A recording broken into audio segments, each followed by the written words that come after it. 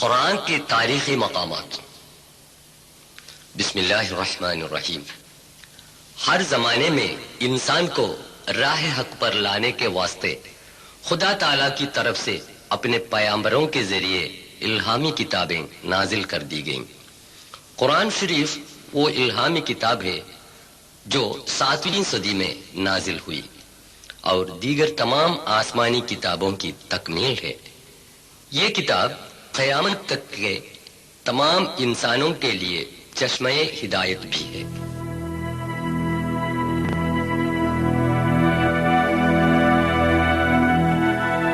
Science اور technology نے انسان کو بہت آگے بڑھا دیا ہے، مگر قرآن شریف کے نزول ہوئے 1400 سال گزرنے کے باوجود اس کے کسی ایک تذکرے کو بھی آج تک کوئی غلط ثابت نہ کر سکا اور ایک حرف بھی بدل نہ سکا۔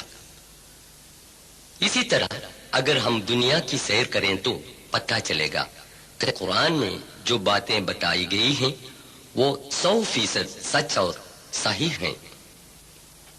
قرآن شریف کے تعلیم ہے کہ دنیا کی سیر کر کے تاریخ گزشتے سے عبرت حاصل کریں۔ اللہ جل و شانہ فرماتا ہے، سورہ 27 نمل آیا 69، قل سیروا فی الارض فانظروا کیف کان عاقبت المجرمین۔ تو کہہ دے زمین میں جا کر سیر کرو، پھر دیکھو کہ گناہ گاروں کا انجام کیسے ہوا۔ قرآن کی اس تعلیم سے متاثر ہو کر ہم نے جو تحقیق تاریخ کا سفر کیا ہے اور جن طریقے حقائق کے مشاہدے کیے ہیں، ان باتوں کو آپ سے حضرات کے سامنے پیش کر رہے ہیں۔ حضرت آدم علیہ السلام سے لے کر حضرت محمد صلی اللہ علیہ وسلم تک تاریخی واقعات زمانے کے ترتیب سے آپ سے سامنے پیش کر رہے ہیں۔ اس اہم کارنامے کو انجام دینے کے لیے ہم نے سعودی عرب، مصر، جورڈان، عمان، UAE، ایران، ارمینیا، جارجیا، ترکی، لیبنان، کردستان، عراق، یمن وغیرہ ممالک کے سفر کیے ہیں۔ وہاں کے ریگستان، برفیلی پہاڑ، سمندر، شہروں اور بستیوں کو طے کر کے ہم نے جو تصویر اتاری ہے اس ویڈیو فلم میں دکھا رہے ہیں۔ آدم علیہ السلام۔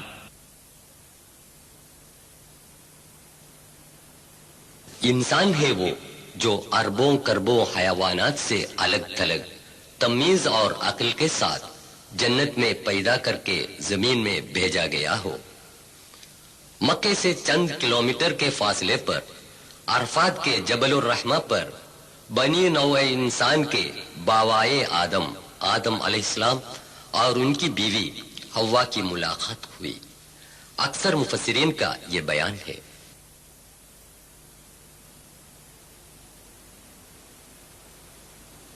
نوح علیہ السلام۔ پیغمبر حضرت نوح علیہ السلام جس علاقے میں تھے وہ جگہ آج ملک عراق میں شامل ہے۔ سمیریا کے بت پرست قوم کو انہوں نے دین حق کی طرف دعوت کی۔ قرآن سے معلوم ہوتا ہے کہ 950 سال تک انہوں نے تبلیغ و اشاعت کا کام جاری کیا۔ عرصے دراز تک دعوت کرنے کے باوجود بہت کم لوگ ایمان لائے۔ خدا تعالی نے ان سرکشوں کی اکثریت کو تباہ کرنے کا فیصلہ کیا۔ خدا تعالی نے حضرت نوح علیہ السلام کو حکم دیا کہ لکڑی کے تختوں سے ایک جہاز تیار کیا جائے اور ہر جانداروں کے جوڑوں کو بھی اس جہاز میں جگہ دے تاکہ ان کی نسل دنیا میں قائم رہے۔ ایک مقبول رائے یہ ہے کہ اس جہاز کی تیاری عراق کے کوفے میں ہوئی۔ پس منظر میں کوفے کی تاریخی مسجد دکھائی دے رہی ہے۔ آسمان سے موسلا دار بارش شروع ہوئی، ہر کہیں سے چشمے نکلے، हजारों कदम की ऊंचाई पर सैलाब उभर कर आया। सारे मुनकरीन हक हलाक हो गए। कई दिनों के बाद पानी घटने लगा। हजरत नूह अलैहिस्सलाम का जहाज जूदी पहाड़ पर जाके टकरा गया। सूरह 11 आयत 44 में खुदा कहता है, وقيل يا أرض ابلعي ماءك ويا سماء أقلعي وغيض الماء وقضي الأمر واستوت على الجودي وقيل بعدا للقوم الظالمين.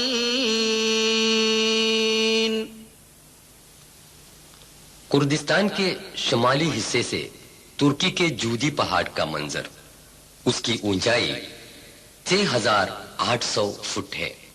जूदी पहाड़ मशरकी तुर्की में सरहद आर्मीनिया के करीब वाक़े बर्फीले पहाड़ अरारत से 300 किलोमीटर के फासले पर वाक़े है।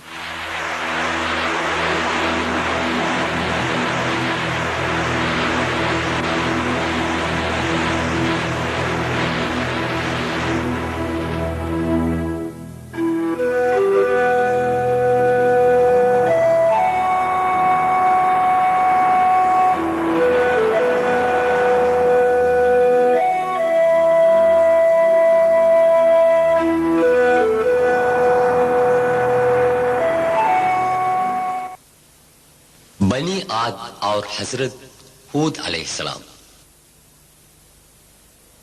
ओमान का एक इलाका शिसर था जो तकरीबन 7000 साल पहले मिट्टी में मिल गया था और 1992 की खुदवाई में बरामद हुए।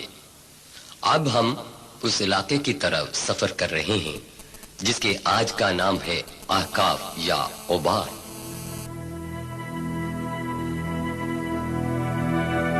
ये है ओमान का शहर सलाला। यहाँ से 172 किलोमीटर रेगिस्तान से सफर करने पर ओबार पहुंचते हैं।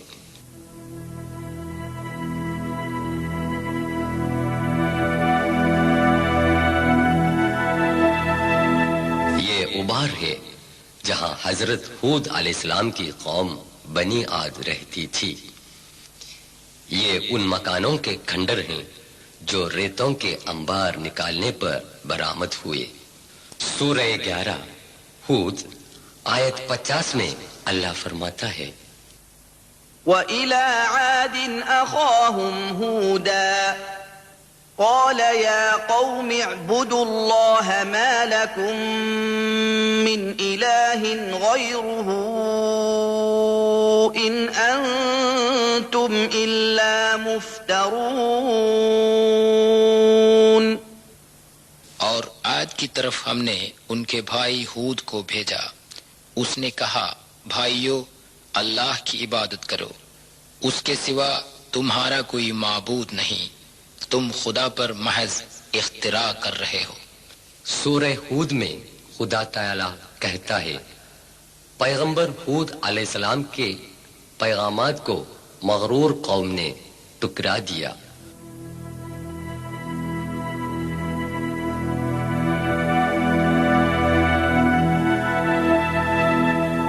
بنی عاد کو خدا تعالی نے پانی سے مالا مال کیا. یہ اس زمانے کا ایک کنواں ہے جس میں آج بھی پانی بھرا ہوا ہے. سورہ 89 الفجر آیات 6, 7 اور 8 میں اللہ فرماتا ہے ألم تر كيف فعل ربك بعاد إرم ذات العماد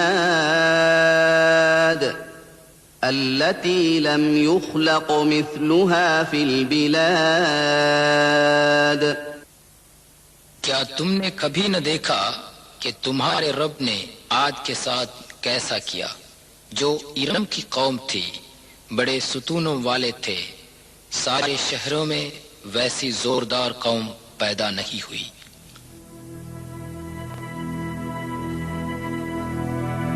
ان کے ستونوں کے یہ کھنڈر ہیں.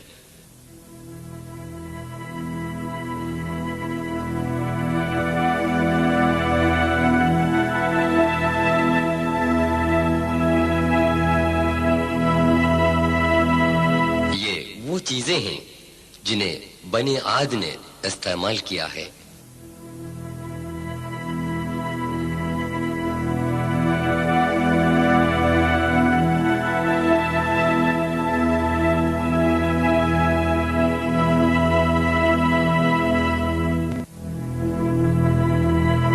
سکے جات جو پتھر سے بنائے گئے،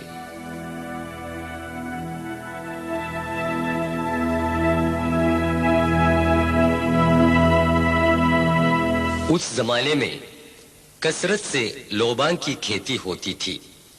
اس کا عرق دواؤں اور خوشبوؤں میں استعمال ہوتا تھا، جن کے برآمد کرنے سے بنی عاد خوشحال اور مالدار بن گئے۔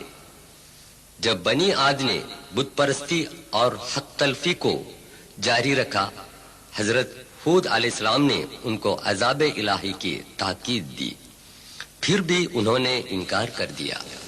خدا تعالی نے حضرت ہود علیہ السلام اور ان کے ساتھیوں کو بچانے کے بعد بنی عاد کو تباہ و برباد کیا۔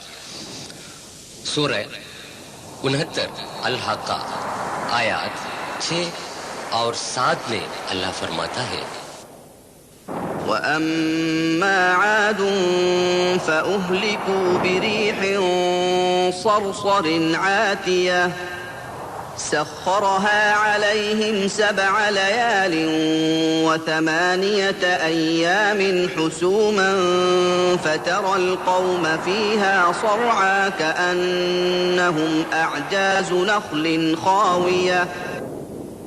عاد قوم سخت ہوا سے ہلاک کی گئی، جو ان پر 7 راتیں اور 8 دن برابر مسلط رہے۔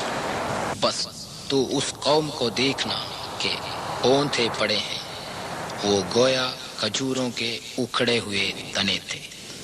عمر کی چاروں طرف ریگستان ہی ریگستان ہے۔ اس وقت کی سخت آندھی میں ان کی بستیاں ریت میں دھنس گئیں۔ کھدوائی کرنے پر ان میں سے بہت کم بستیاں درآمد ہوئیں۔ ریت کے نکالنے پر شاید اور بستیاں نکل جائیں گی۔ عیش و عشرت میں مست رہنے والے انسانوں تاریخ سے عبرت حاصل کریں گے۔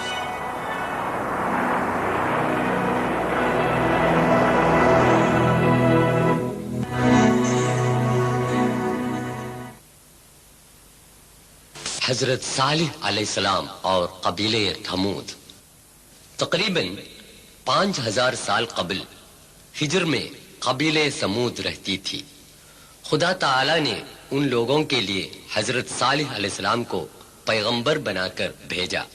آج بھی سعودی عرب کے مدائن صالح میں چٹانوں کے اندر بنائے گئے غاروں کے گھر برقرار ہیں۔ شہر مدینہ سے 405 کلومیٹر شمال میں مدائن صالح واقع ہے۔ حضرت صالح علیہ السلام نے اپنی قوم سے کہا، سورہ 11 ہود آیا 61 میں اللہ فرماتا ہے، وَإِلَىٰ ثَمُودَ أَخَاهُمْ صَالِحًا قَالَ يَا قَوْمِ اعْبُدُوا اللَّهَ مَا لَكُم مِّنْ إِلَٰهٍ غَيْرُهُ هُوَ أَنشَأَكُم مِّنَ الْأَرْضِ وَاسْتَعْمَرَكُمْ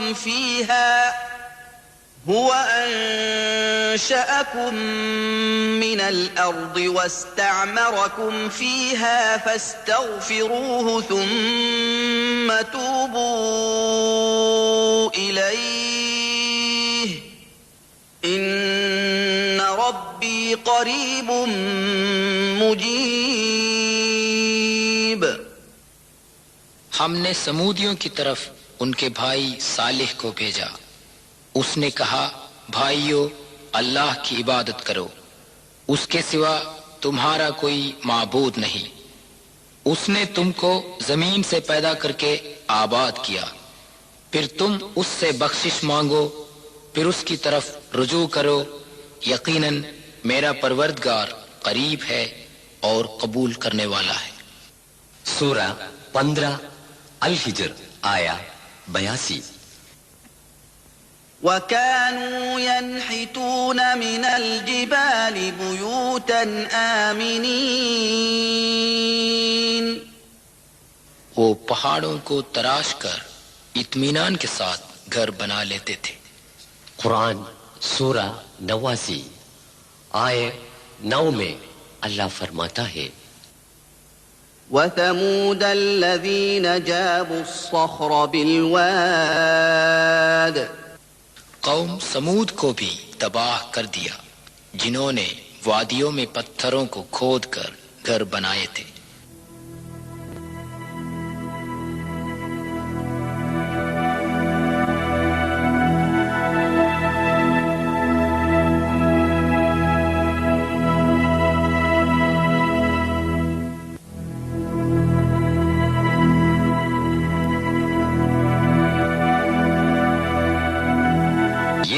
قوم سمود کا ایک عوامی کنواں۔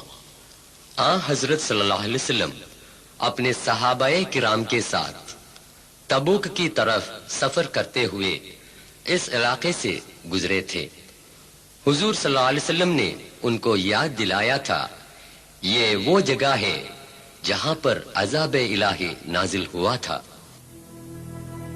ایک ہال جو عام تقریبات کے لیے استعمال کرتا تھا۔ العلا میوزیم میں قبیلہ سمود کے برتن، اس ملک میں کنڈوں کے 9 گروہ تھے۔ بت پرستی، لوٹ کھسوٹ، ظلم و فساد ہو گئی۔ خدا عز و جل نے ایک عجیب و غریب اونٹنی کو پیدا کر کے ان کی طرف بھیجا اور ان کو حکم دیا کہ اس اونٹنی کو نہ ستایا جائے۔ یہ وہ جگہ ہے جہاں خدا کی اونٹنی پانی پیا کرتی تھی۔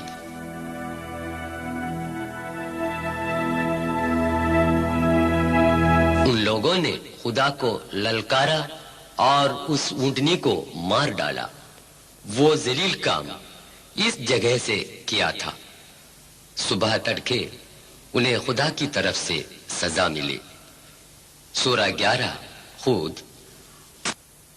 59 میں اللہ فرماتا ہے وَأَخَذَ الَّذِينَ ظَلَمُوا الصَّيْحَةُ فَأَصْبَحُوا فِي دِيَارِهِمْ جَاثِمِينَ۔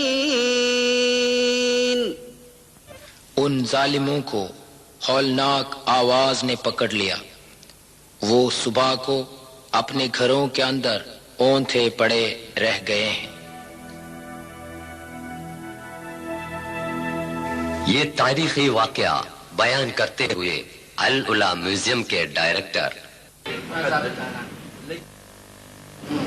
موجود تاريخ الحياه موجود. لكن ثمود ممكن هذا الصيحة زلزلت هذا المكان عندنا؟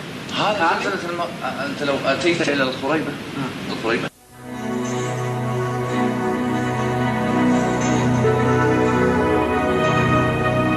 عیش و عشرت میں ڈوبے ہوئے انسانوں خبردار رہے، آپ کے محل سراؤں کو آپ کے سر پر گرانا خدا کے لیے کوئی مشکل کی بات نہیں۔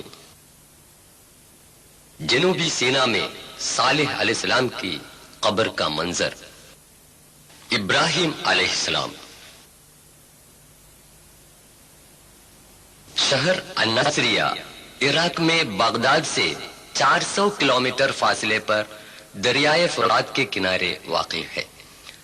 حضرت ابراہیم علیہ السلام کا وطن بابل کا اور ہے جو یہاں سے 15 کلومیٹر دوری پر ہے۔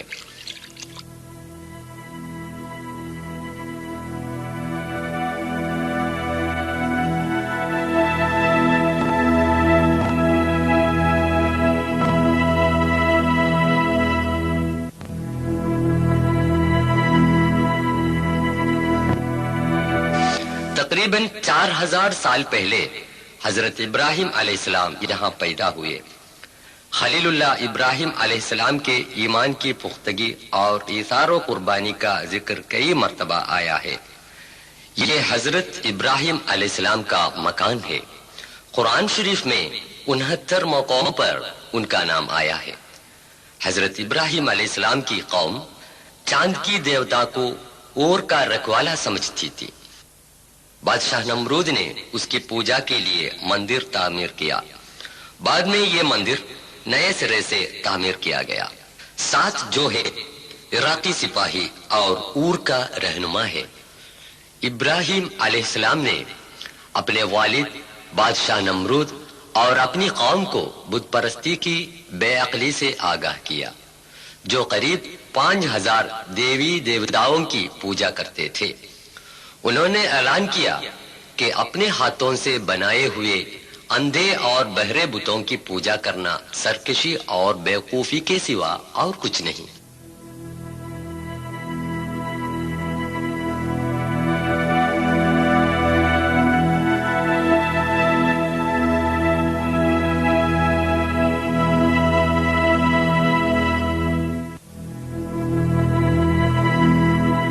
قصر نمرود کی بنیاد تقریباً 38 میٹر لمبے چوڑے اس محل میں کئی کمرے تھے۔ انہوں نے بتوں کو بے جان ثابت کرنے کے لیے ایک تدبیر کی۔ ان بتوں میں سے چندوں کو توڑ پھوڑ کر بڑے بت کے گلے پر کلہاڑی لٹکا دی۔ اس الزام میں بادشاہ نے فیصلہ کیا کہ ابراہیم کو آگ کے الاؤ میں پھینک دے۔ خلیل خدا حضرت ابراہیم علیہ السلام کو بے دردانہ آگ میں پھینک دیا کہ انہوں نے کھلم کھلا یہ اعلان کیا تھا سوائے رب العالمین کے کوئی معبود نہیں۔ خدا کا کرنا دیکھیے، اس نے آگ کی جلانے کی طاقت کو مٹا دیا۔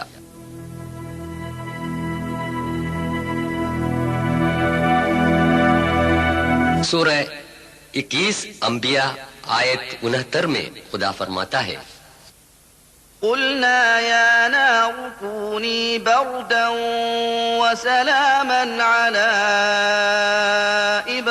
إبراهيم وأرادوا به كيدا فجعلناهم الأخسرين۔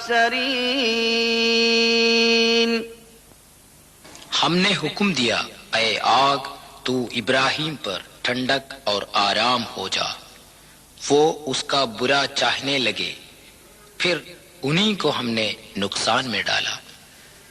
گھر بار چھوڑ کر سخت منزلیں طے کرتے ہوئے حضرت ابراہیم علیہ السلام 1200 سے زائد کلومیٹر دور فلسطین پہنچے۔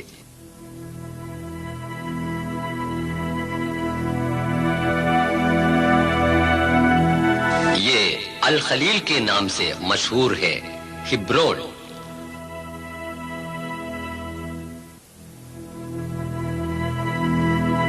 آپ کی قبر اس الخلیل مسجد کے قریب ہے۔ ارشاد الہی کے مطابق پیری میں پیدا ہوئے ننھے بچے اور بیوی ہاجرہ کو 1500 کلومیٹر دور ملک عرب کے سنسان علاقہ مکے میں چھوڑ کر فلسطین واپس آئے۔ مکے کی خوش وادی میں پانی کی تلاش میں صفا مروہ کے درمیان بیوی ہاجرہ بھاگی پھری۔ اس واقعے سے عبرت حاصل ہونے کے لیے حج اور عمرے کی سعی میں اسی جگہ لوگ تیزی سے چلتے ہیں۔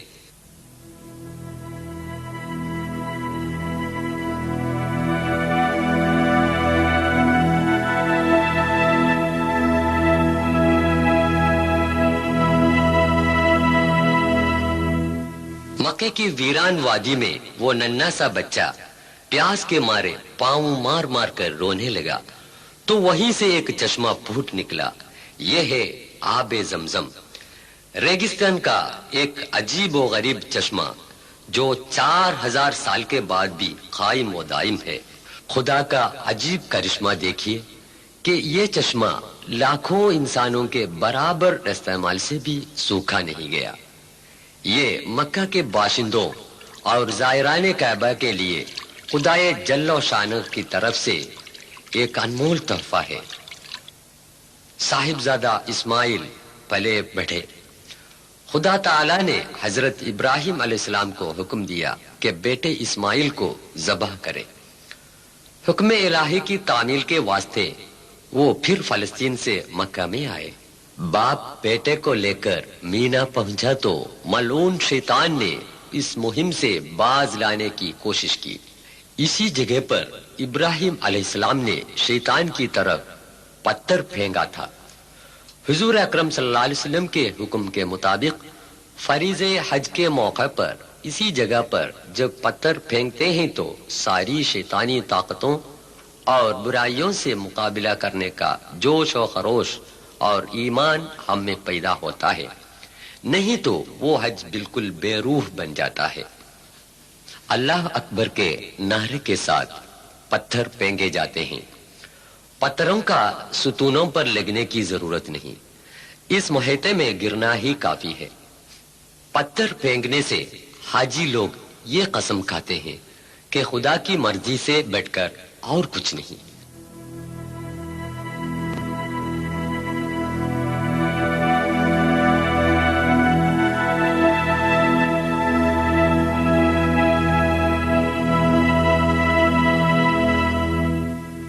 جب حضرت ابراہیم علیہ السلام نے اپنے بیٹے کو ذبح کرنے کے لیے لٹایا اور ہاتھ میں چھری لی، تب خدا نے فرمایا، ٹھہرو ابراہیم، تم نے میرا حکم بجا لایا، اس کے بدلے ایک بکرے کو ذبح کریں۔ خدا کی راہ میں سب کچھ قربان کرنے کی آمادگی ہی اس کا مقصد ہے۔ جب بیٹا بڑا ہو گیا تو خدا کا حکم ہوا کہ دونوں مل کر پرانی بنیاد پر خانہ کعبہ کی تعمیر کریں۔ مسلمانان عالم کے اس روحانی مرکز کعبہ شریف کا طواف کرنا حج اور عمرہ میں فرض ہے۔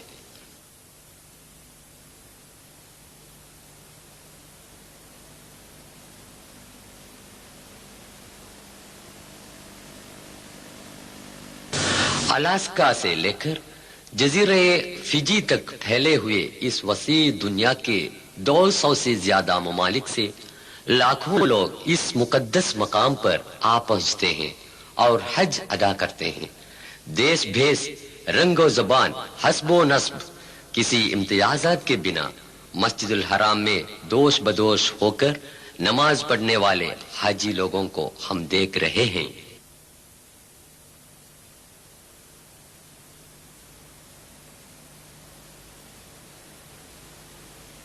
حضرت لوط علیہ السلام اور بحر الموت۔ یہ شہر عمان ہے، یہ جوردان کا پایہ تخت ہے۔ یہاں سے 55 کلومیٹر کے فاصلے پر بحر الموت واقع ہے۔ حضرت ابراہیم علیہ السلام کا بھتیجا لوط علیہ السلام کو فلسطین کے مشرقی علاقوں میں پیغمبر بنا کر بھیجا گیا۔ ان میں سب سے بڑا شہر سدوم تھا۔ 4000 سال قبل یہاں کے اکثر لوگ امرت پرست تھے۔ حضرت لوط علیہ السلام نے ان کو نصیحت دی کہ اس بدفعلی سے باز آئیں، مگر وہ باز نہ آئے اور کھلم کھلا گندے کام کرتے رہے۔ وہ لوگوں کو لوٹ مار بھی کرتے تھے۔ انہوں نے خدا سے دعا مانگی کہ ان بدکاروں سے بچائے۔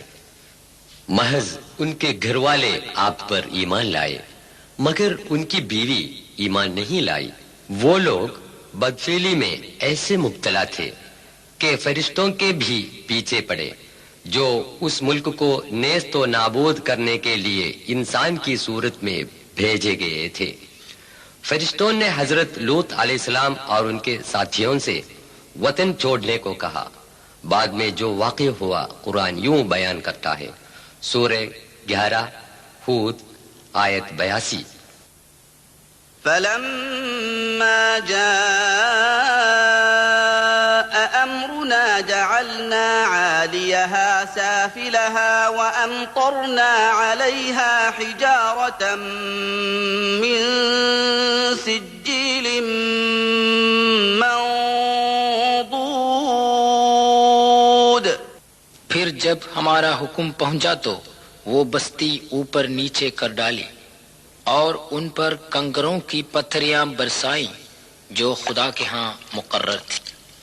ان بدماش لوگوں کو برباد کرنے کے لیے خدا تعالیٰ نے جو کیمیائی بارش برسائی اور زلزلہ پیدا کیا تھا، ان کے نتیجے میں بحر الموت کے نمک کی شرح دیگر سمندروں سے 8 گنا زیادہ ہے۔ نمک اور دیگر کھاری چیزوں کی زیادتی کی وجہ سے اس پانی کی ڈینسٹی بہت زیادہ ہو گئی ہے، لہذا اس میں لیٹنے پر کوئی ڈوب نہیں جاتا۔ اس میں جان کے نام و نشان نہیں ہے، اس لیے یہ بحر المیت کے نام سے مشہور ہو گیا ہے۔ 82 किलोमीटर लंबाई और 18 मीटर चौड़ाई के इस समुद्र की गहराई हजारों फुट है। फलस्तीन के इस पार सतह समुद्र से 1300 फुट नीचाई में जोर्दान और इसराइल के बीच में बहरुल मय्यत वाक़ है। सूरह 29 अंकबूत आयत 34 और 35 में खुदा फरमाता है, إنا منزلون على أهل هذه القرية رجزا من السماء بما كانوا يفسقون ولقد تركنا منها آية بينة لقوم يعقلون۔ ہم اس بستی کے رہنے والوں پر ان کی بدکاری کی وجہ سے آسمان سے عذاب اتارنے والے ہیں۔ عقل مندوں کے لیے ہم نے اس میں ایک کھلی نشانی چھوڑی، اور وہی ہے یہ جھیل اور اس کے آس پاس کے مقامات۔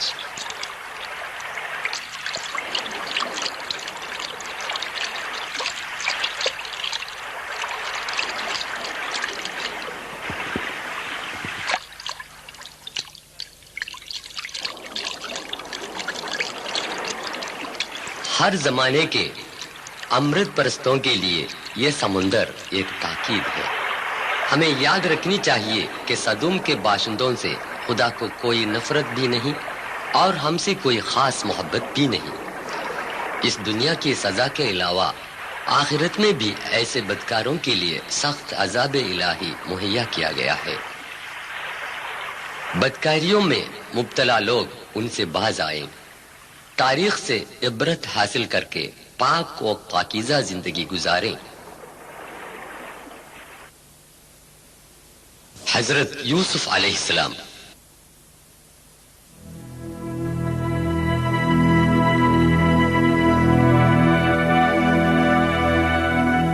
حضرت یوسف علیہ السلام حضرت یعقوب یعنی اسرائیل علیہ السلام کے بیٹے تھے۔ انہوں نے مصر میں حکومت کی تھی۔ انہوں نے 1000 دنوں کی محنت سے دریائے نیل سے ایک نہر نکالی جس کا نام نہر یوسف ہے۔ یہ ندی الف یوم کے علاقے سے بہتی ہے۔ الف یوم کے معنی ہیں 1000 دن۔ اس ندی کی وجہ سے وہ پورا علاقہ آج بھی ہرا بھرا رہتا ہے۔ یہ نہر قاہرہ سے 80 کلومیٹر دور جنوبی مغرب کی طرف بہتی ہے۔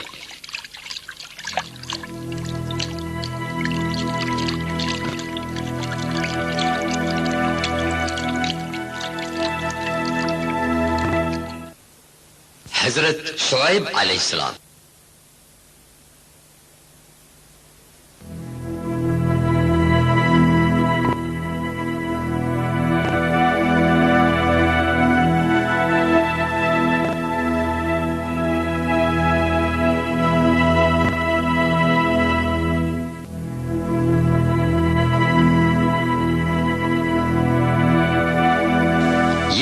مدین کا راستہ ہے جو جوردان کے پائے تخت عمان سے 135 کلومیٹر دور ہے۔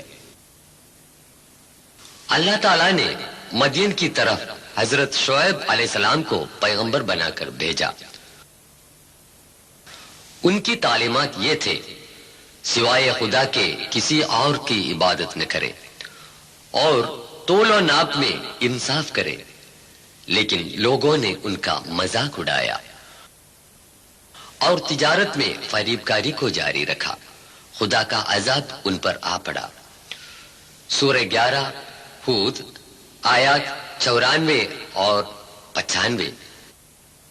وَلَمَّا جَاءَ أَمْرُنَا نَجَّيْنَا شُعَيْبًا وَالَّذِينَ آمَنُوا مَعَهُ بِرَحْمَةٍ مِنَّا وَأَخَذَتِ الَّذِينَ ظَلَمُوا الصَّيْحَةُ وأخذت الذين ظلموا الصيحة فأصبحوا في ديارهم جاثمين.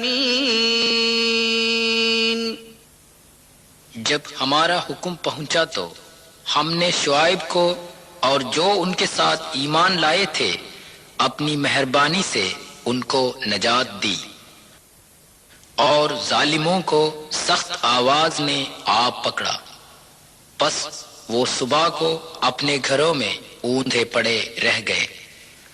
مدین کی یہ ویران وادی طول و ناپ میں مکاری کرنے والے لوگوں کے لیے ایک تاکید کے طور پر آج بھی سونی پڑی ہوئی ہے.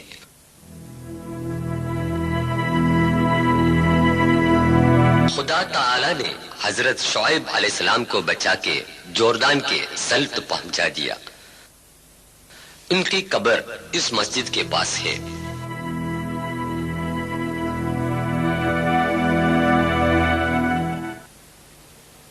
موسیٰ علیہ السلام.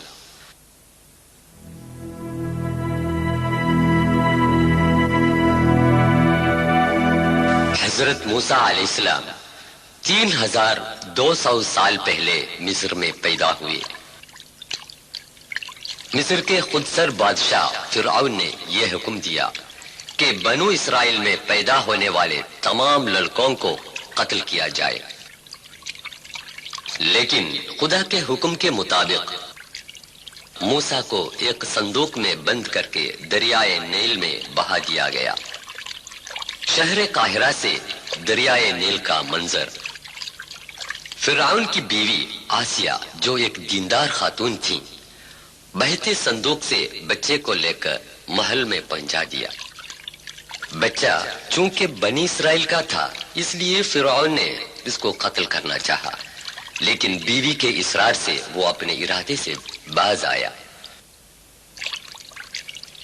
خدا کی قدرت دیکھیے کہ بچے کی اپنی ماں ہی دودھ پلانے کے واسطے دائی مقرر ہوئی، لیکن یہ بات فرعون کو معلوم نہیں تھی. یہ لڑکا فرعون کے محل میں پل بٹ کر جوان ہو گیا. ایک دن کسی بے گناہ بنی اسرائیلی کو ظالم قبطی کے ظلم سے بچا رہا تھا کہ موسیٰ کے ہاتھوں قبطی مارا گیا. انجانے میں قتل وارد ہوا. فرعون کی فوج اس مجرم کی تلاش میں تھی. یہ خبر پا کر موسیٰ وطن چھوڑ کر بھاگ نکلا.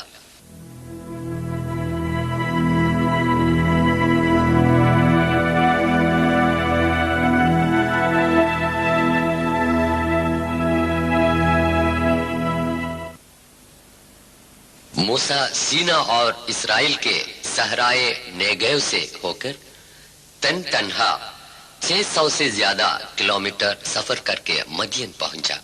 بعد میں جو واقع ہوا سورہ 28 القصص آیا 23 میں اللہ فرماتا ہے: ولما ورد ماء مدين وجد عليه أمة من الناس يسقون ووجد من دونهم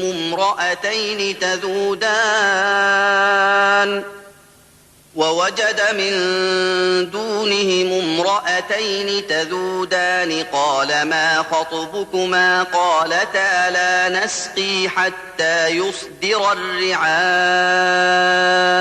وأبونا شيخ كبير. جب وہ مدین کے پانی پر پہنچا تو اس نے اس پر آدمیوں کی ایک بھیڑ پائی جو بکریوں کو پانی پلاتے تھے، اور ان سے 2 عورتیں پائیں جو بکریوں کو روکے ہوئی تھیں. موسیٰ نے کہا تمہارا کام کیا ہے؟ انہوں نے کہا جب تک چرواہے نہ ہٹیں ہم پانی نہیں پلا سکتی اور ہمارا باپ بڈھا ہے. موسیٰ علیہ السلام نے ان کی بکریوں کو پانی پلایا.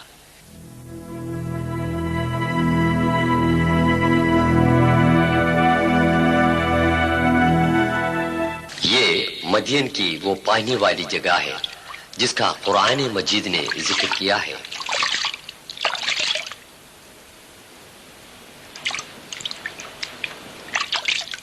سورہ 28 القصص آیت 24. فسقى لهما ثم تولى إلى الظل فقال رب إني لما أنزلت إلي من خير فقير.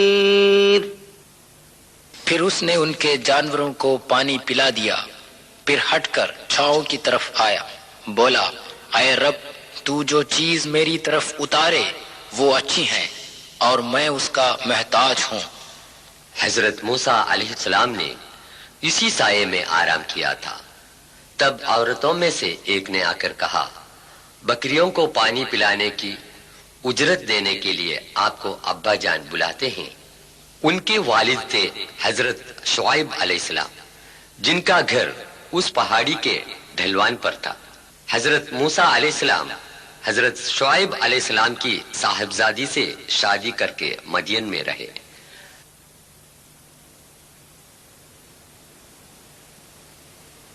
دس سال کے بعد اپنی بیوی کو ساتھ لے کر سفر کر کے جنوبی سینا کی اس وادی طوا میں پہنچ گیا جو آج کل مصر کا حصہ ہے. رات کے اندھیرے میں وہ خدا سے ہم سخن ہوئے. بعد میں جو واقع ہوئے سورہ 20 طٰہٰ آیات 12 تا 14 میں اللہ تعالی فرماتا ہے فلما أتاها نودي يا موسى إني أنا ربك فاخلع نعليك إنك بالواد المقدس طوى وأنا اخترتك فاستمع لما يوحى إنني أنا الله لا إله إلا أنا فاعبدني وأقم الصلاة لذكري. جب وہ اس کے پاس آیا اسے آواز آئی اے موسیٰ میں تیرا پروردگار ہوں، بس تو اپنی دونوں جوتیاں اتار دے. تو اس وقت مقدس وادی طوا میں ہے اور میں نے تجھ کو برگزیدہ بنایا ہے، بس جو کچھ تجھے الہام کیا جائے اسے سنتے جائیو. میں ہی سب کا معبود برحق ہوں، میرے سوا کوئی بھی معبود نہیں، بس تم نے میری عبادت کیا کرنا اور میری یاد کرنے کو نماز قائم کرنا. سینٹ کیتھرین یہ وہ عیسائی کمپلیکس ہے جسے 330 عیسوی میں ایک عیسائی بادشاہ کانسٹنٹین نے تعمیر کی اور سنہ عیسوی 530 میں شہنشاہ جسٹینین کے ایما پر اور کشادہ بنا دیا. خدا سے وہ لمبی گفتگو ایک درخت کے قریب سے ہوئی تھی. سورہ 28 القصص آیت 30. فلما أتاها نودي من شاطئ الوادي الأيمن في البقعة المباركة من الشجرة أن يا موسى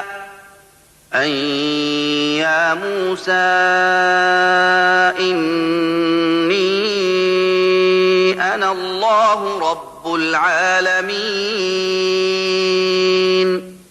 جب موسیٰ اس کے پاس آیا تو میدان کے دائیں کنارے کی طرف سے ایک درخت سے آواز آئی اے موسیٰ میں بے شک اللہ رب العالمین ہوں.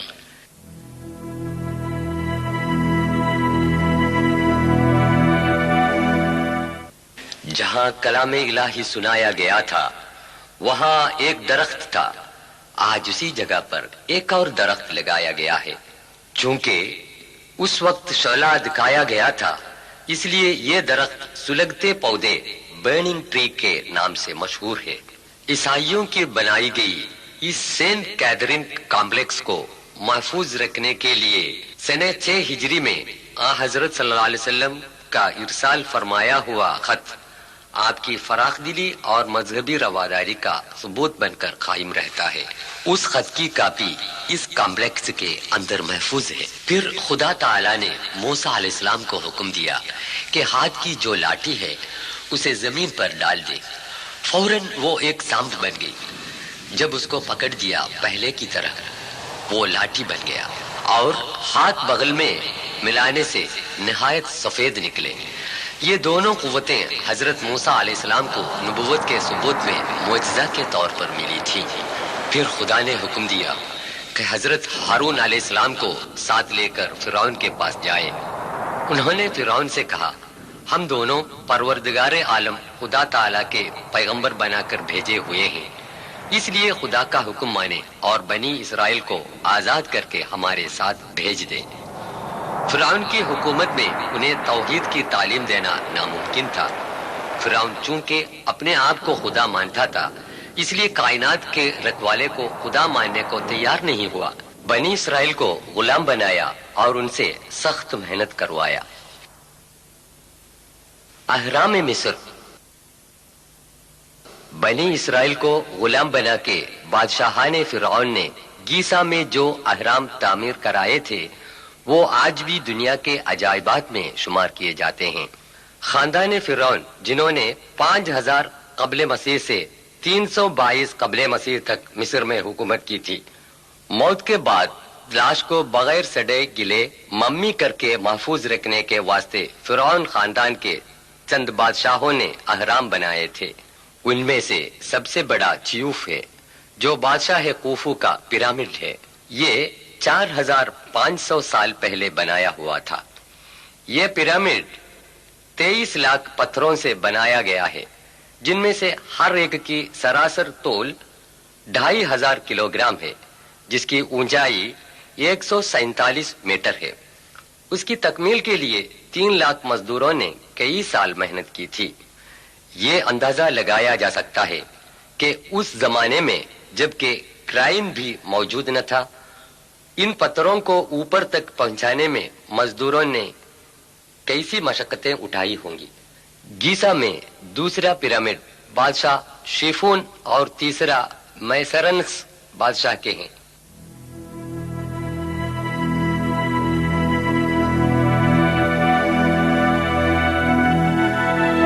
जो छोटे नजर आते हैं, उनकी रानियों के हैं। बादशाहाने फिरौन बनी इसराइल को बहुत सताते थे। सूरह 7 आयत 129 में खुदा ताला फरमाता है, قالوا أوذينا من قبل أن تأتينا ومن بعد ما جئتنا قال عسى ربكم أن يهلك عدوكم ويستخلفكم في الأرض فينظر كيف تعملون۔ بنی اسرائیل نے کہا، تیرے آنے سے پہلے بھی ہم کو ایذائیں پہنچتی رہیں اور تیرے آنے کے بعد بھی۔ موسیٰ علیہ السلام نے کہا، خدا سے امید ہے کہ تمہارے دشمن کو ضرور ہلاک کرے گا اور تم کو زمین میں بادشاہ بنا دے گا، پھر تمہارے کاموں کو بھی دیکھے گا۔ اسفنکس ایک دیوزاد مجسمہ ہے، جس کے سر آدمی کا اور تن شیر کا ہے۔ بڑے پتھر میں تراشی ہوئی یہ مورت گیزا میں پیرامڈوں کے قریب ہے۔ صدیوں سے ریت میں ڈسا پڑا ہوا یہ مجسمہ 1816 عیسوی میں دریافت ہوا۔ عربی میں اس کو ابو الحول کہتے ہیں۔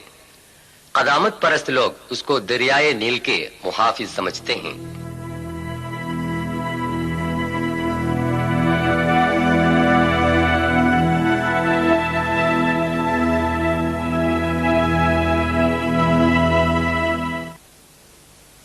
فرعون،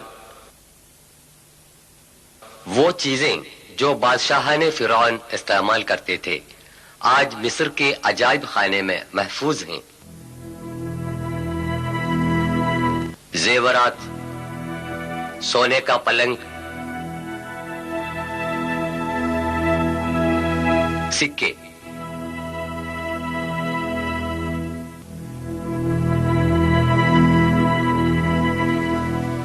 وہ مومیا جس میں فرعون کا جسم پیرامڈ کے اندر دفن کیا گیا تھا، بعد میں مصر کی سرکار نے ان چیزوں کو پیرامڈ کے اندر سے عجائب خانے میں تبدیل کر دیا۔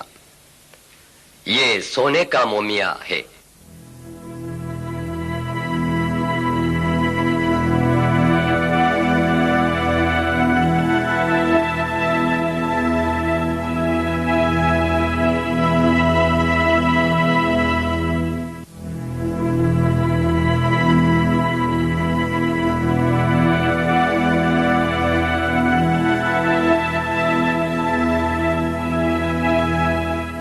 خدا تعالیٰ کے حکم کے مطابق موسیٰ علیہ السلام نے فیصلہ کیا کہ بنی اسرائیل کو فرعون کے ظلم و ستم سے بچائے۔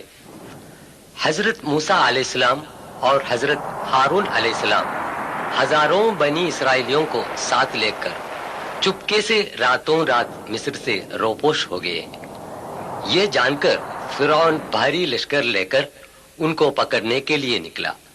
تاریخ سے پتہ چلتا ہے کہ بحر احمر کے شمالی طرف خلیج سوئز کے شمال میں دونوں پہنچ گئے۔ اس نازک موقع پر خدا تعالیٰ نے حکم دیا۔ سورہ 26 آیت 63۔ فأوحينا إلى موسى أن اضرب بعصاك البحر فانفلق فكان كل فرق كالطود العظيم۔ اپنی لکڑی اس دریا پر مار۔ یہ خلیج سوئز کا وہ حصہ ہے جو اس وقت پھٹ گیا تھا۔ دونوں طرف پانی ٹیلے کی طرح ہٹ کر رہا۔ سمندر میں ایک راستہ نکل آیا جو خشک اور سوکھا ہوا تھا، اور اس راستے سے بنی اسرائیل سینا کی طرف بچ نکلے۔ فرعون اور اس کے لشکر سمندر کے اس راستے سے بنی اسرائیل کے پیچھے پڑے۔ جب پانی کے طبقات مل گئے، فرعون اور اس کے لشکر سمندر میں ڈوب مرے۔ قرآن شریف نے یہ اعلان کیا ہے کہ فرعون کی لاش ایک عبرت آمیز نشان بن کر رہ جائے گا۔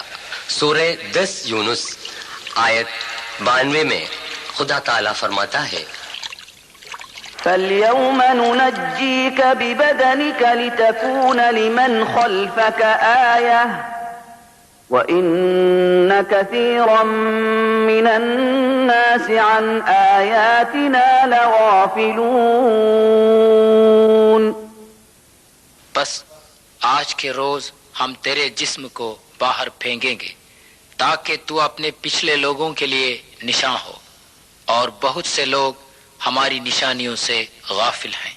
قرآن کی تعلیم صحیح ثابت ہوئی۔ فرعون کی یہ لاش جو 1881 عیسوی کو بحر احمر سے ملی تھی، آج عجائب خانہ مصر کے رائل ممی ہال میں ایک شیشے کے صندوق میں حفاظت سے رکھی گئی ہے۔ اس کی لمبائی 202 سینٹی میٹر ہے۔ فرعون کی لاش جو 1235 قبل مسیح میں سمندر میں ڈوبی پڑی تھی، 3116 سال سمندر میں پڑے رہنے کے باوجود بغیر سڑے گلے محفوظ رہے۔ یہ واقعہ اس کا ثبوت ہے کہ قرآن شریف ایک الہامی کتاب ہے۔ اسی عجائب خانے کے دیگر بادشاہان فرعون کی لاشیں ینبام کر کے حفاظت سے رکھی ہوئی ممیاں ہیں۔ یہ غور طلب ہے کہ رامسیس ثانی کے نام سے مشہور جس فرعون کا ذکر قرآن نے کیا ہے، اس کی لاش ممی نہیں ہے۔ بنی اسرائیل عیون موسیٰ میں، یہ سینا کے وہ عیون موسیٰ ہے جہاں اسرائیل کے لوگ فرعون سے بچ کر حضرت موسیٰ اور حضرت ہارون کی سرداری میں رہتے تھے۔ لفظ عیون موسیٰ کے معنی ہیں موسیٰ کا چشمہ۔ بنی اسرائیل 12 قبیلوں میں بٹ گئے تھے۔ ہر ایک قبیلے کو پانی پینے کے لیے الگ الگ جگہ مقرر تھی تاکہ وہ لوگ اس بات پر جھگڑا نہ کریں۔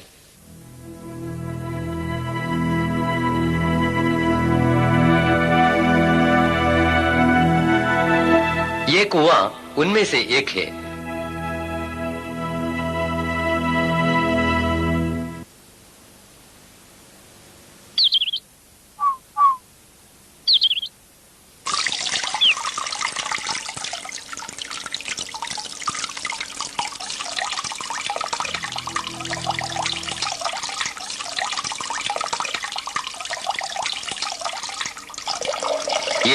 ایک دوسرا چشمہ ہے جس کو بنی اسرائیل نے استعمال کیا تھا اور صحرائے سینا میں آج بھی قائم ہے۔ چشمے کی جگہ پر جو لوہے کی نلی کا کھنڈر دکھائی دے رہا ہے وہ بعد میں قائم کیا گیا تھا۔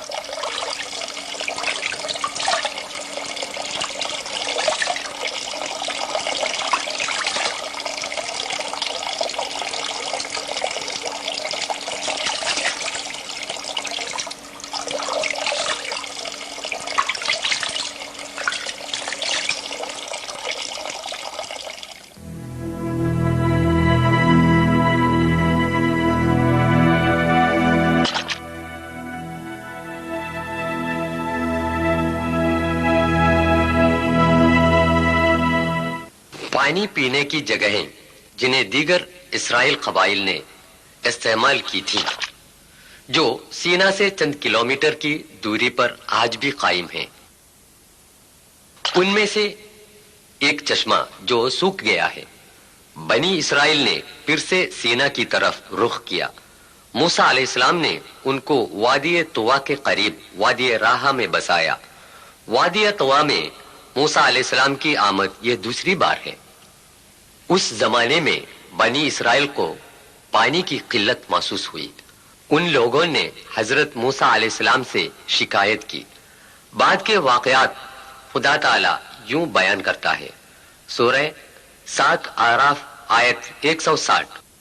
وَقَطَّعْنَاهُمُ 12 أَسْبَاطًا أُمَمًا وَأَوْحَيْنَا، ہم نے ان کو 12 گروہ بنایا، اور جب موسیٰ کی قوم نے ان سے پانی طلب کیا تو ہم نے موسیٰ کو پیغام دیا کہ اپنی لکڑی پتھر پر مار، پس 12 چشمے ان میں سے بہہ نکلے۔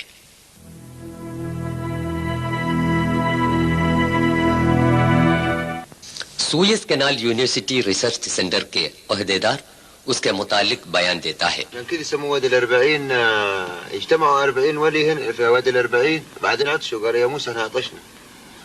قال انا عليه الصلاه والسلام 40 يوم ميقات 40 يوم قال لميقات ربه 40 يوم هم.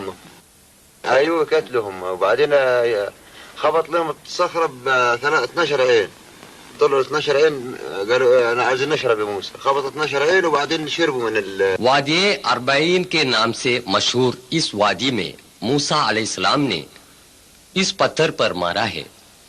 چشمے جو نکلے تھے اس کی نشانیاں آج بھی برقرار ہیں، بعد میں سوکھ گئے۔ یہ تقریباً وادی طوا سے 3 کلومیٹر فاصلے پر ہے۔ أن اضرب بعصاك الحجر فانبجست منه 12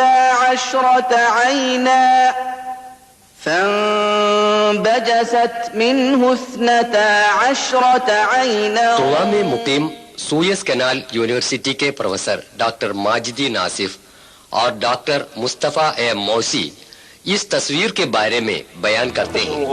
ده قبر سيدنا هارون تقريبا ولا صالح؟ النبي صالح الصالح قدام. نبي صالح up over where through asphaltic road 6 kilometers from here on the way. Yeah, on the way.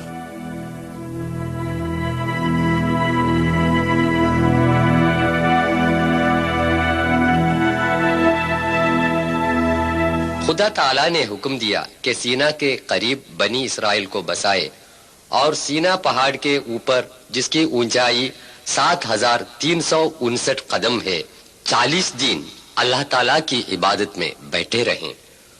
سورہ 7 اعراف آیت 142 میں اللہ تعالیٰ فرماتا ہے، وواعدنا موسى 30 ليلة وأتممناها ب10 فتم ميقات ربه 40 ليلة وقال موسى لأخيه هارون اخلفني في قومي وأصلح ولا تتبع سبيل المفسدين۔ ہم نے موسیٰ سے 30 یوم کا وعدہ کیا اور 10 روز بڑھائے تو وعدہ الہی پورا 40 روز کا ہوا، اور موسیٰ اپنے بھائی ہارون سے کہہ گیا تھا کہ میری قوم میں میری نیابت کر اور اصلاح کرتے رہیے اور مفسدوں کی راہ نہ چلیو۔ بائبل میں حریب کے نام سے مشہور اسی پہاڑ کے اوپر حضرت موسیٰ علیہ السلام عبادت میں مصروف رہے تھے کہ خدا تعالیٰ کی دیدار کا مطالبہ کیا۔ سورہ 7 آراف آیت 143۔ تو مجھے ہرگز نہ دیکھ سکے گا، لیکن تو پہاڑ کی طرف نظر رکھ، اگر وہ اپنی جگہ پر قائم رہا تو بھی مجھے دیکھ سکے گا۔ پس جب خدا نے پہاڑ پر ذرا سا جلوہ کیا تو اس کو ریزہ ریزہ کر دیا۔ وہ تباہ شدہ پہاڑ جو خدائے عز و جل کی محض ایک جھلک کی تاب نہ لا سکے، سینا کے قریب اسی وادی میں کہیں تھا۔ بنی اسرائیل کو راہ حق پر لانے کے واسطے خدا تعالی نے جو آسمانی کتاب تورات نازل کی تھی وہ اسی طور سینا پہاڑ میں تھا۔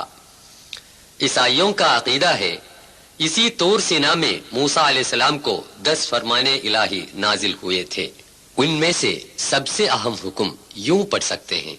قدیم بائبل باب 20 میں 2 سے 5 تک جملے: میں خدا جو تمہارا یہوہ ہوں، سوائے میرے اور کوئی دیوتا تمہارے لیے نہیں ہونا چاہیے۔ جنت، زمین کے اندر یا پانی کے اندر کی کسی چیز کا بت مت بنانا، ان کے آگے سر جھکانا اور ان کی پرستش کرنا منع ہے۔ پہاڑ کے سب سے اوپر یہ گرجا گھر جسٹینین بادشاہ کا بنایا ہوا ہے۔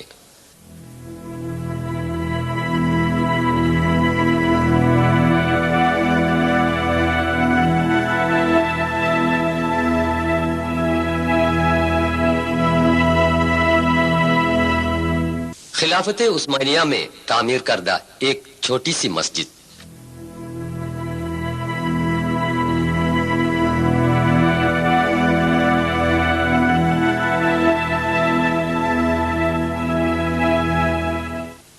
جب تک حضرت موسیٰ علیہ السلام سینا پہاڑ سے واپس نہ آئے تب تک بنی اسرائیل میں سے ایک گروہ سامری نام سے مشہور ایک سونار کے بنائے گئے سونے کے بچڑے کی پوجا کر کے خدا تعالی کی ناراضگی کا شکار بن چکا تھا۔ یہ بھی اس وادی راہا کے دوران قیام میں ہے۔ سوئس کنال یونیورسٹی ریسرچ سینٹر کے محقق جناب کمال عودہ یہی بیان کرتے ہوئے: هم يقال ان هناك تجمع بني اسرائيل في هذه المنطقة وانتظروا سيدنا موسى حينما ذهب الى ميقات ربه، والعجل الذي عبده بني اسرائيل مطبوع على الصخر بمواجهة وادي الراحة، مطبوع على الجبل في مواجهة وادي الراحة۔ آج کل یہ علاقہ سینٹ کیدرین گاؤں میں شامل ہے۔ یہ مصر کے پایہ تخت قاہرہ سے تقریباً 500 کلومیٹر دوری پر واقع ہے۔ بعد میں حضرت ہارون علیہ السلام انتقال فرما گئے، جن کو خدا تعالی نے موسیٰ علیہ السلام کے مددگار کے طور پر بھیجا تھا۔ جب اس وادی کی طرف جاتے ہیں تو کوہ کے اوپر جو عمارت دکھائی پڑتی ہے وہ حضرت ہارون علیہ السلام کے قبرستان پر عیسائیوں کی بنائی ہوئی ہے۔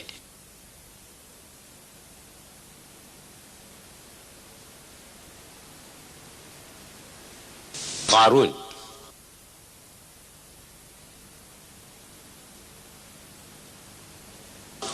موسیٰ علیہ السلام کے زمانے میں یعنی 13ویں صدی میں نسل بنی اسرائیل کے ایک دولت مند آدمی گزرے تھے، قارون۔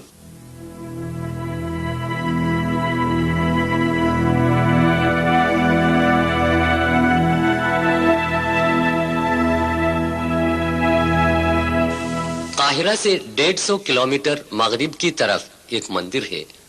اس مقام کا نام قصر قارون ہے۔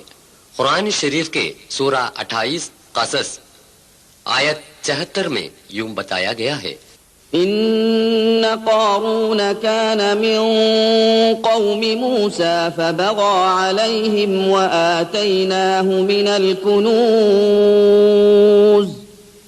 وآتيناه من الكنوز ما إن مفاتحه لتنوء بالعصبة أولي القوة إذ قال له قومه لا تفرح. یہ قارون کا کنواں ہے. بحیرۃ القارون یعنی قارون کے جھیل کے نام سے آج بھی جانے جاتے ہیں. اس جھیل کے ماہی گیری اور آس پاس کی کھیتی باڑی سے قارون کروڑ پتی بن گیا اور ساتھ ہی ساتھ مغرور بھی. وہ اپنی اس دولت کو اپنے علم اور محنت کا پھل سمجھا. اس نے مغرور ہو کر یہ اعلان کیا کہ میں نے جو دولت کمایا ہے اپنے علم اور طاقت سے کمایا ہے جسے خدا کا کوئی واسطہ نہیں ہے. اس نے روز قیامت سے بھی انکار کر دیا. اس کے علاوہ وہ غنڈہ گردی پر تلے رہے اور موسیٰ علیہ السلام پر کئی الزامات بھی لگائے. اپنی شان و شوکت دکھانے کے لیے ایک جلوس بھی نکالا. جو لوگ اس دنیا کو آزمائش کی جگہ بتاتے ہیں اور عارضی سمجھتے ہیں ان کے لیے قارون کے اس بھڑکپن میں کوئی حسد یا شکایت پیدا نہیں ہوئی. لیکن جو لوگ ایمان کے کھرے نہیں تھے یعنی کمزور تھے وہ کہنے لگے کہ کاش ہمیں بھی قارون کی جیسی دولت پاتی. لیکن جلد ہی قارون اور اس کے محل کو اللہ کے حکم سے زمین نگل گئی. زمین نگلنے والے قارون اور ان کے آدمیوں کو بچانے کے لیے کوئی نہیں آئے. غیر قانونی طور پر پیسہ کما کر لوگوں پر ظلم کرنے والوں کے لیے یہ ایک تاکید ہے. یاد رہے کہ اس وقت قارون کا جو انجام ہوا اس طرح خدا تعالی تم لوگوں کو بھی آسانی سے برباد کر سکتا ہے. اس کے علاوہ آخرت کی سزا بھی کتنی شدید ہوگی. اس لیے عاجز رہو اور نیک بنو اور خدا کا شکر ادا کرو. قصر بلقیس.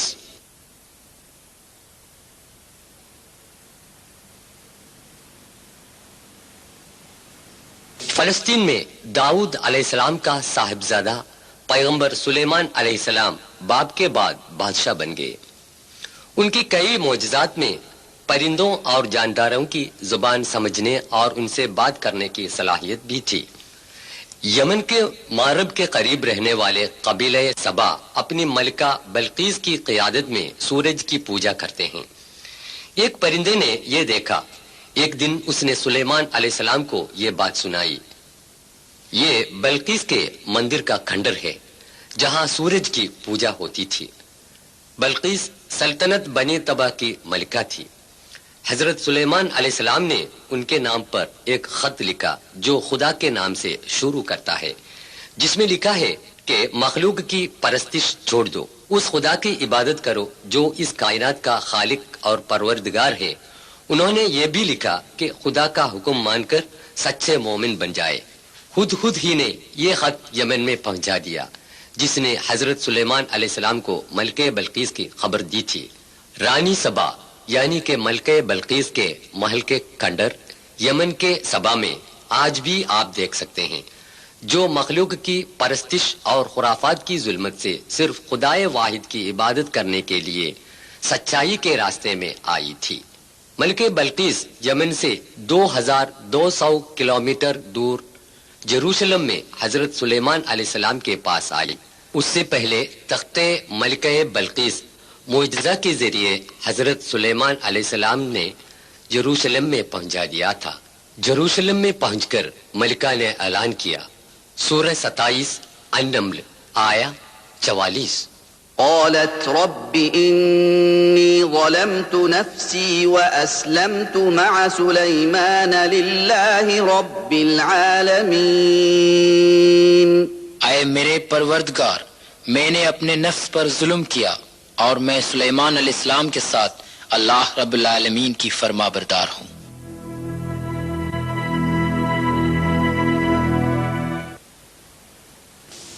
مسجد الاقصی.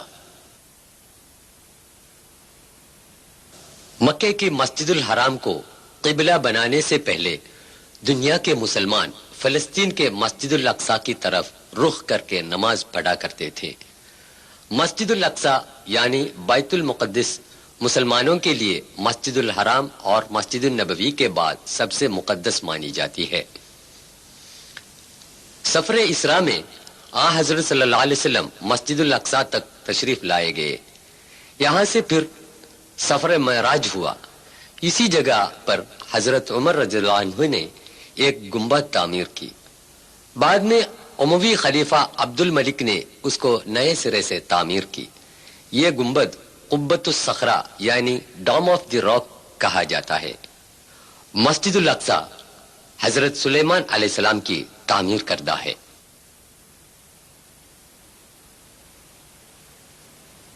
یونس علیہ السلام۔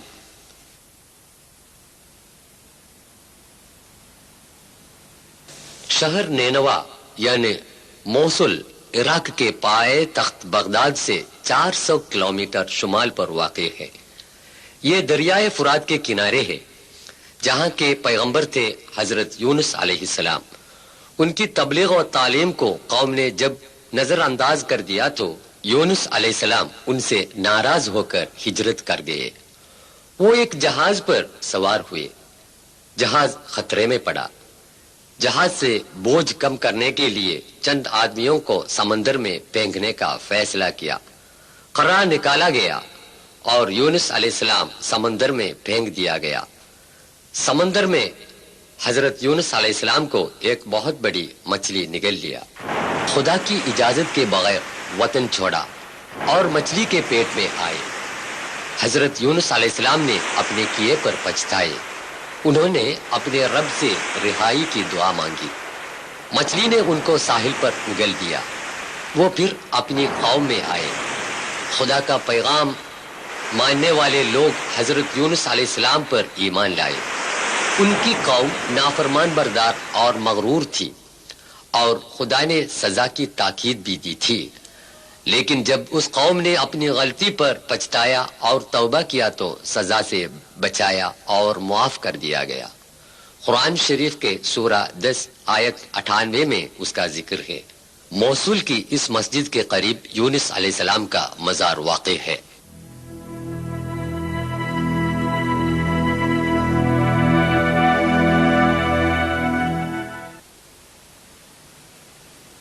ذوالقرنین۔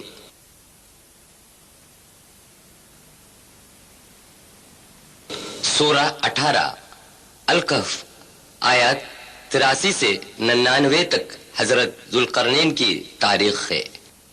یہ ہے یورپی ملک جورجیا کے پایہ تخت شہر تبلیسی۔ 6 صدی قبل مسیح میں ذوالقرنین کی قوم اس علاقے میں آباد تھی۔ یاجوج ماجوج کی قوم حضرت نوح علیہ السلام کے صاحبزادہ یافس کی اولاد تھی، جس میں یاجوج قوم تاتاری کے نام اور موجود قوم منگولی کے نام سے مشہور ہیں۔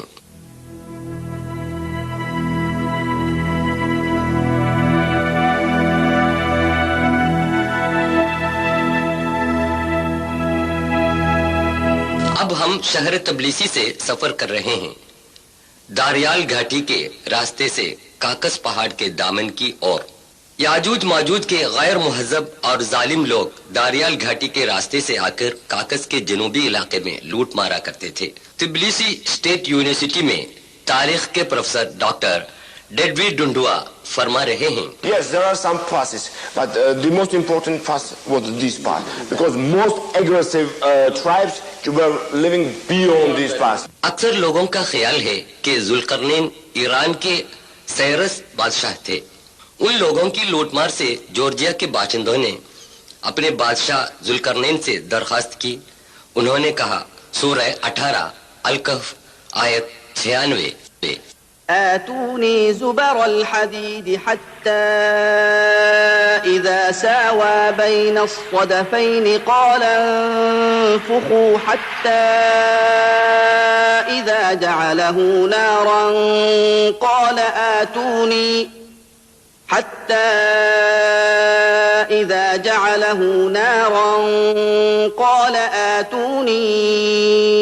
أفرغ عليه قطرا۔ میرے پاس لوہے کے ٹکڑے لاؤ، حتیٰ کہ جب درے کے اوپر کے کناروں تک پہنچ گئی اس نے حکم دیا کہ اس میں آگ لگا دو۔ یہاں تک کہ جب اس کو بالکل آگ کر دیا تو اس نے کہا لاؤ میں اس پر پگھلا ہوا تانبا انڈیل دوں.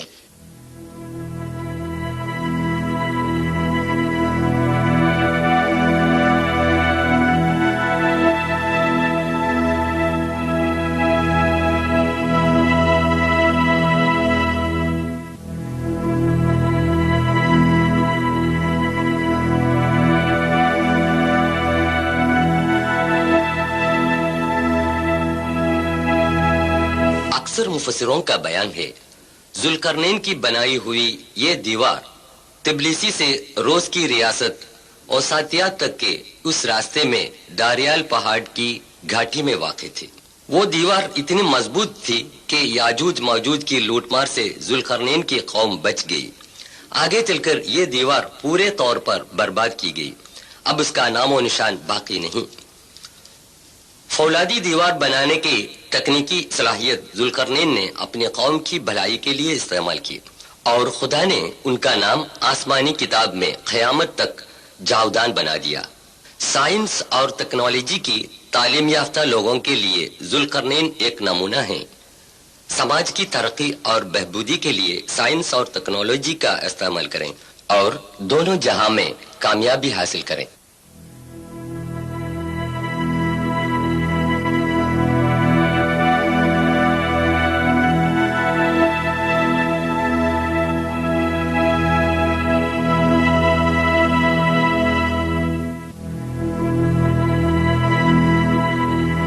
بعد کو داریال میں بنائی گئی ایک پتھر کی دیوار کی نشانی اب بھی دیکھی جا سکتی ہے.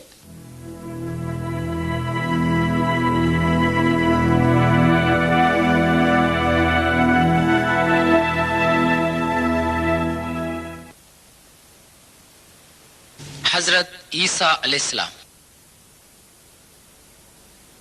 یہ ہے بیت لحم جو عیسیٰ علیہ السلام کے مقام پیدائش سے مشہور ہے. روز محشر میں خدا تعالی حضرت عیسیٰ علیہ السلام سے مخاطب ہو کر یوں کہے گا. قرآن یوں بیان کرتا ہے. سورہ 5 مائدہ آیت 116 کا خلاصہ مختصراً یوں ہے. صاحب زادے مریم، کیا تو نے یہ بتایا تھا کہ سوائے اللہ کے تجھے اور تیری والدے کو خدا بنائے؟ تب حضرت عیسیٰ علیہ السلام فرمائے گا تو کتنا پاک ہے، میں وہ نہیں کہہ سکتا جسے کہنے کا مجھے حق نہیں ہے. اگر میں وہ کہا ہوتا تو بے شک تو جانتا. میرے دل میں جو ہے وہ تو جانتا ہے، تیرے دل میں کیا ہے میں نہیں جانتا. بے شک تو ہی غائب کا جاننے والا ہے.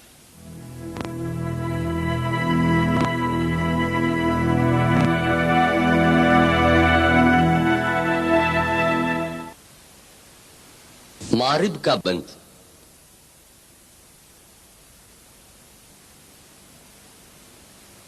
مارب یمن کی راجدھانی سنا سے 200 کلومیٹر کے فاصلے پر واقع ہے. یہاں کی ملکہ بلقیس قبیلے سبا کی تھی. حضرت سلیمان علیہ السلام پر ایمان لائیں اور یروشلم چلی گئی تھی. یہ اس زمانے کے سبا قبیلہ کے مکانات ہیں. ان کو خدا تعالی نے بے شمار نعمتیں عطا کی تھیں. سورہ 34 سبا آیت 15 میں اس کا بیان ہے.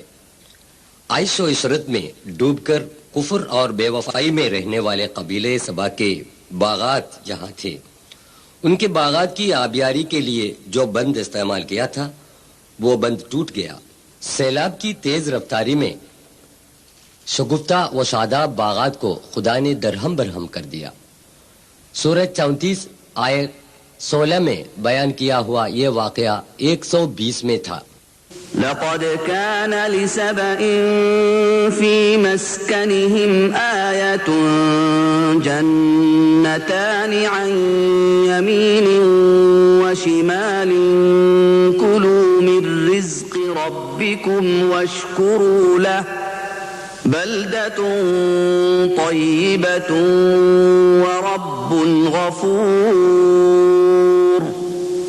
فأعرضوا فأرسلنا عليهم. یہ اس ٹوٹے پھوٹے بند کا کھنڈر ہے فأعرضوا فأرسلنا عليهم سيل العرم وبدلناهم بجنتيهم جنتين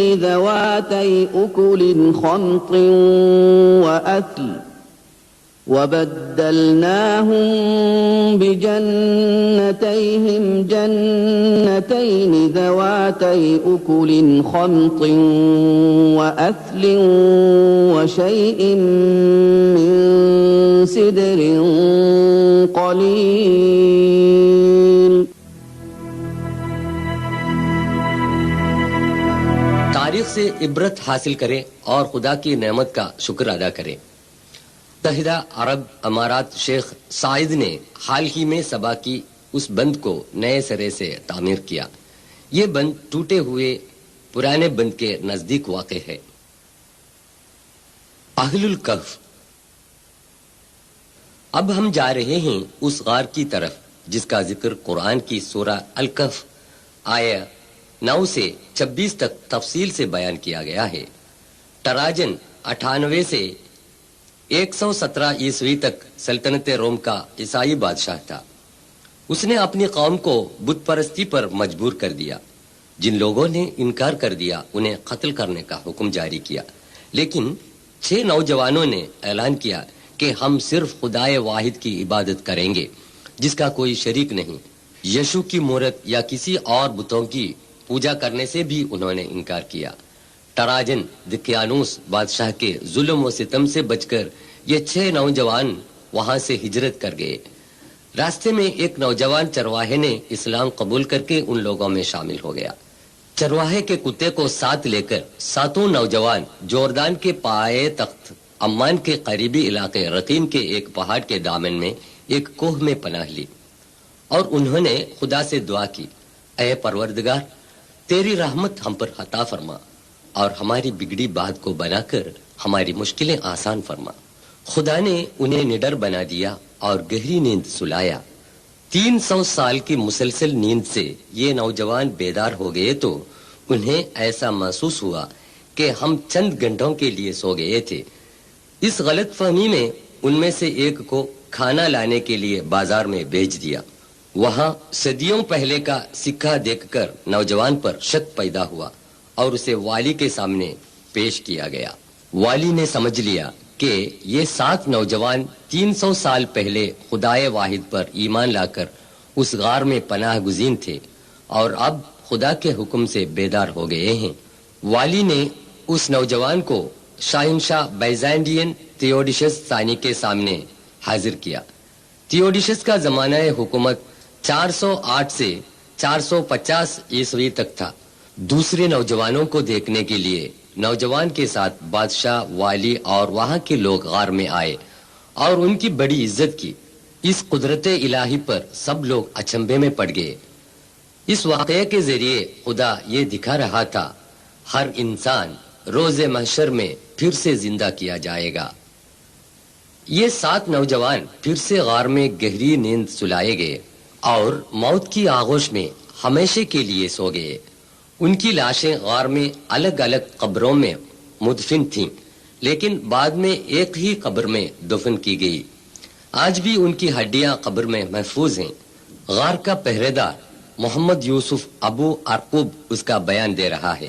قال قائل منهم كم لبثتم قالوا لبثنا يوما او بعض يوم قالوا ربكم اعلم بما لبثتم.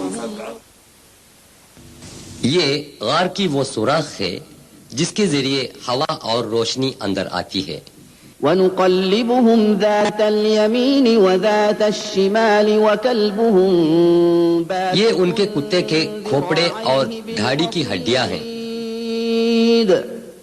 لو اطلعت عليهم لوليت منهم فرارا ولملئت. غار کے اوپر جو ستون ہیں وہ اہل غار کی عزت میں روم کی قوم کی بنائی گئی مسجد کے کھنڈر ہیں.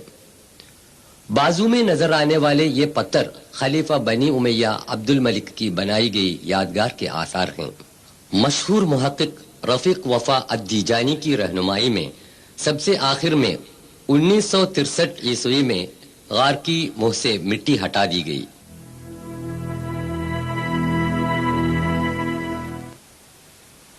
ابرہت بسم الله الرحمن الرحيم ألم تر كيف فعل ربك بأصحاب الفيل ألم يجعل كيدهم في تضليل وأرسل عليهم طيرا أبابيل ترميهم بحجارة من سجيل فجعلهم كعصف مأكول. سنہ 571 عیسوی میں حضور اکرم صلی اللہ علیہ وسلم کی پیدائش کے چند دن پہلے کا واقعہ ہے. ابرہت یمن کا بادشاہ تھا جو شہنشاہ نجاشی کے ماتحت حکومت کرتا تھا. ابرہت نے یمن میں اولڈ سنا مارکیٹ کے قریب غرقد القلیس میں کعبہ شریف کے خلاف ایک عبادت گاہ بنائی.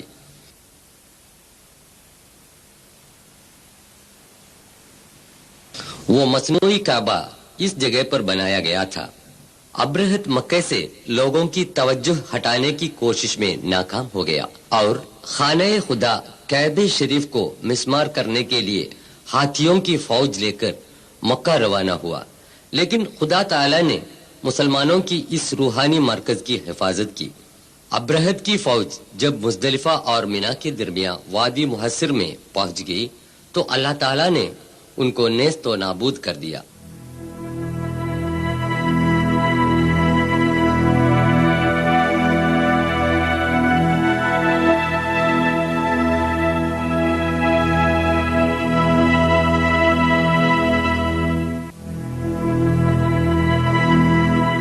وہ جگہ دکھائی دے رہی ہے. سورہ 105 الفیل میں اس کا بیان ہے. کیا تو نے دیکھا نہیں کہ ہاتھی والوں کے ساتھ تیرے رب نے کیا سلوک کیا؟ خدا نے ان کی تدبیروں کو ناکام کر دیا.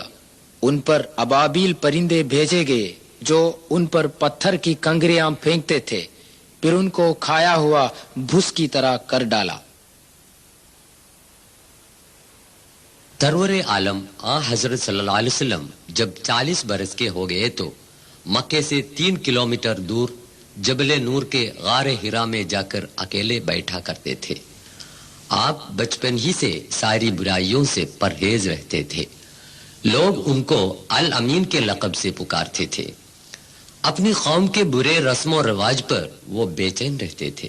بت پرستی، زناکاری، شراب خوری، لڑکیوں کا زندہ گاڑ دینا، قبیلوں کی باہمی لڑائی وغیرہ سماجی برائیوں سے آپ کا معصوم دل بے قرار رہتا تھا.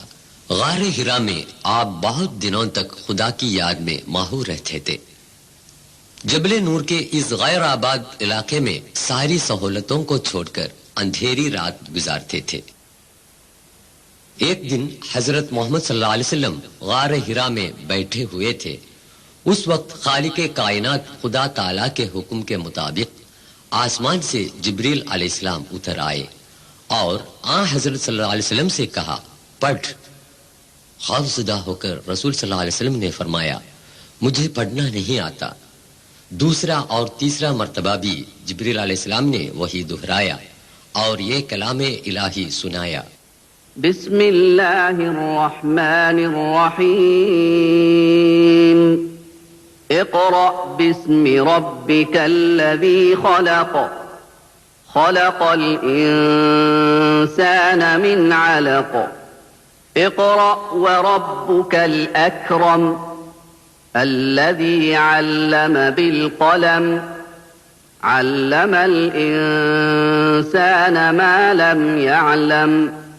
سورہ 96 العلق آیات 1 سے 5 تک میں خدا تعالی فرماتا ہے پڑھ اپنے رب کے نام سے جس نے سب کچھ بنایا ہے. انسان کو خدا نے جمے ہوئے لہو سے پیدا کیا. اپنے رب کا نام پڑھا کر تیرا پروردگار بڑا عزت والا ہے. جس نے قلم کے ذریعے علم سکھایا اس کو سکھایا جو وہ نہ جانتا تھا. اس کے بعد جبریل علیہ السلام غائب ہو گئے. یہاں پر اس قرآن کریم کی ابتدا ہوئی جو سنہ عیسوی 610 سے قیامت تک آنے والے سارے انسانوں کے لیے چشمہ ہدایت ہے۔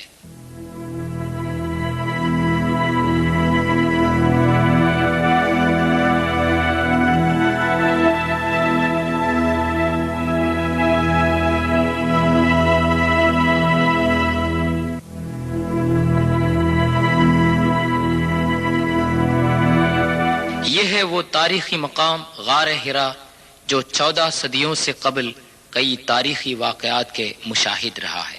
غار حرا بعد میں جبل نور یعنی نور کا پہاڑ کے نام سے مشہور ہوا۔ غار حرا سے لے کر 23 سال کی زندگی میں مختلف مواقع پر نازل شدہ کلام الہی کا مجموعہ ہے قرآن شریف۔ سرکار دو عالم صلی اللہ علیہ وسلم کی 13 سال کی مکی زندگی ناقابل برداشت تھی۔ جب رسول اللہ صلی اللہ علیہ وسلم بت پرستی کی مخالفت کرنے لگے اور خدائے واحد کی تعلیم دینے لگے تو ظلم و ستم کے شکار ہو گئے۔ مکے کی زندگی ناگوار ہو گئی تھی، دشمنوں کی مخالفت بڑھنے لگی، ساتھ ساتھ مسلمانوں کی تعداد بڑھنے لگی۔ رسول اکرم صلی اللہ علیہ وسلم نے اپنے ساتھیوں کو مدینے کی طرف کوچ کرنے کا حکم دیا جو مکے سے 400 کلومیٹر کے فاصلے پر واقع ہے۔ 53 سال کی عمر میں حضرت صلی اللہ علیہ وسلم دشمن سے بچ کر اپنے گھر سے نکلے، اپنی جگری دوست ابو بکر صدیق رضی اللہ عنہ کے ساتھ غار ثور کی طرف تشریف لے گئے۔ جو ابھی آپ دیکھ رہے ہیں یہ وہ غار ثور ہے جہاں حضور اکرم صلی اللہ علیہ وسلم اور ابو بکر صدیق رضی اللہ عنہ دشمنوں سے بچ کر 3 دن تک پناہ گزین رہے۔ دشمن رسول صلی اللہ علیہ وسلم کی تلاش میں غار کے سامنے پہنچ گئے۔ خوف زدہ ابو بکر رضی اللہ عنہ سے حضرت صلی اللہ علیہ وسلم نے سرگوشی میں فرمایا، غم نہ کر، خدا ہمارے ساتھ ہے۔ إلا تنصروه فقد نصره الله إذ أخرجه الذين كفروا ثاني اثنين إذ هما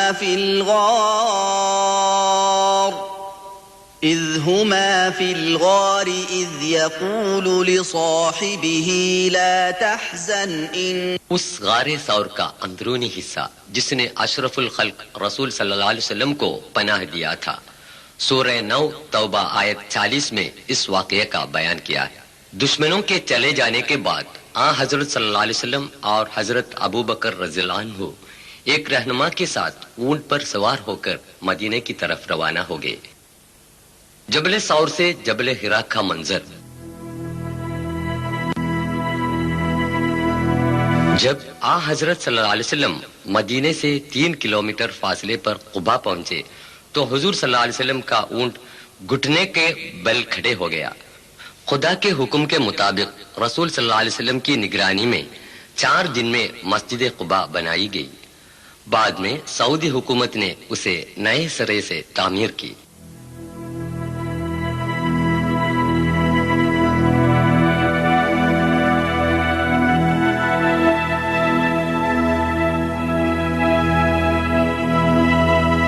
پھر مدینے کے راستے میں وادی سلام پہنچ کر حضرت صلی اللہ علیہ وسلم نے اسی مسجد میں پہلی بار جمعہ کی نماز ادا کی۔ یہ مسجد الجمعہ ہے۔ بعد میں یہ مسجد بھی حکومت نے نئے سرے سے تعمیر کی۔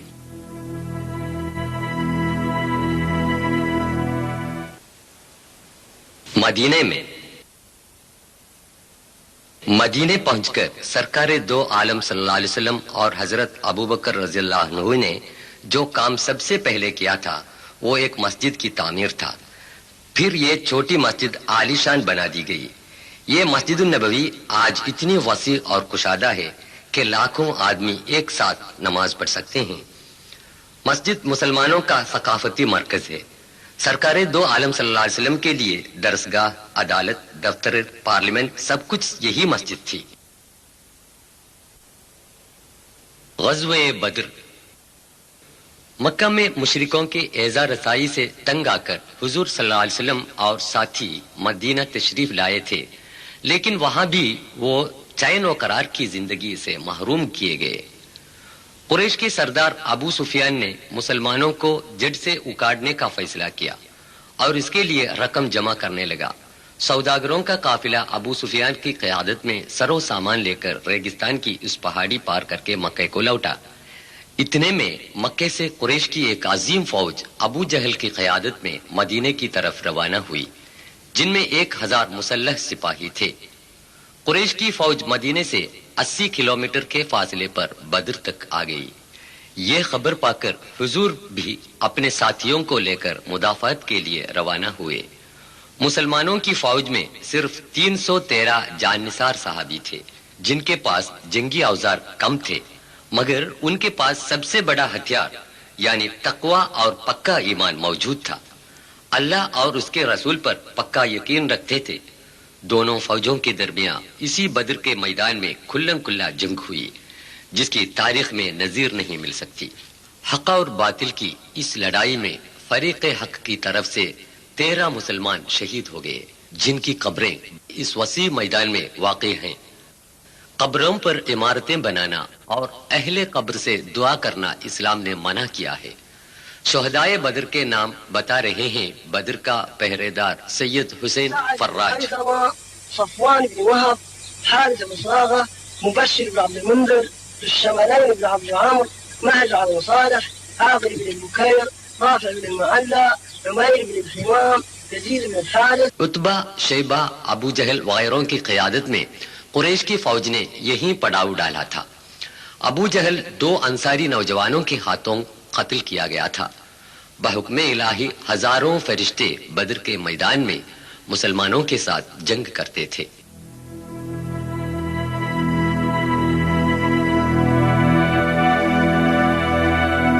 हुजूर अकरम सल्लल्लाहु अलैहि वसल्लम की सरदारी में मुसलमानों की फौज ने यहीं खैमा डाला था। मुसलमानों के लिए जंगी साजो सामान की किल्लत थी। इसके बावजूद कुरैश की फौज मैदान जंग छोड़कर भागने पर मजबूर हो गई और मुसलमान फौज खुदा की मदद से इस लड़ाई में गालिब आ गई। जहां पैगंबर हजरत मोहम्मद सल्लल्लाहु अलैहि वसल्लम का खैमा डाला गया था, वहां आज एक मस्जिद बनी हुई है और वो है मस्जिद हारिस।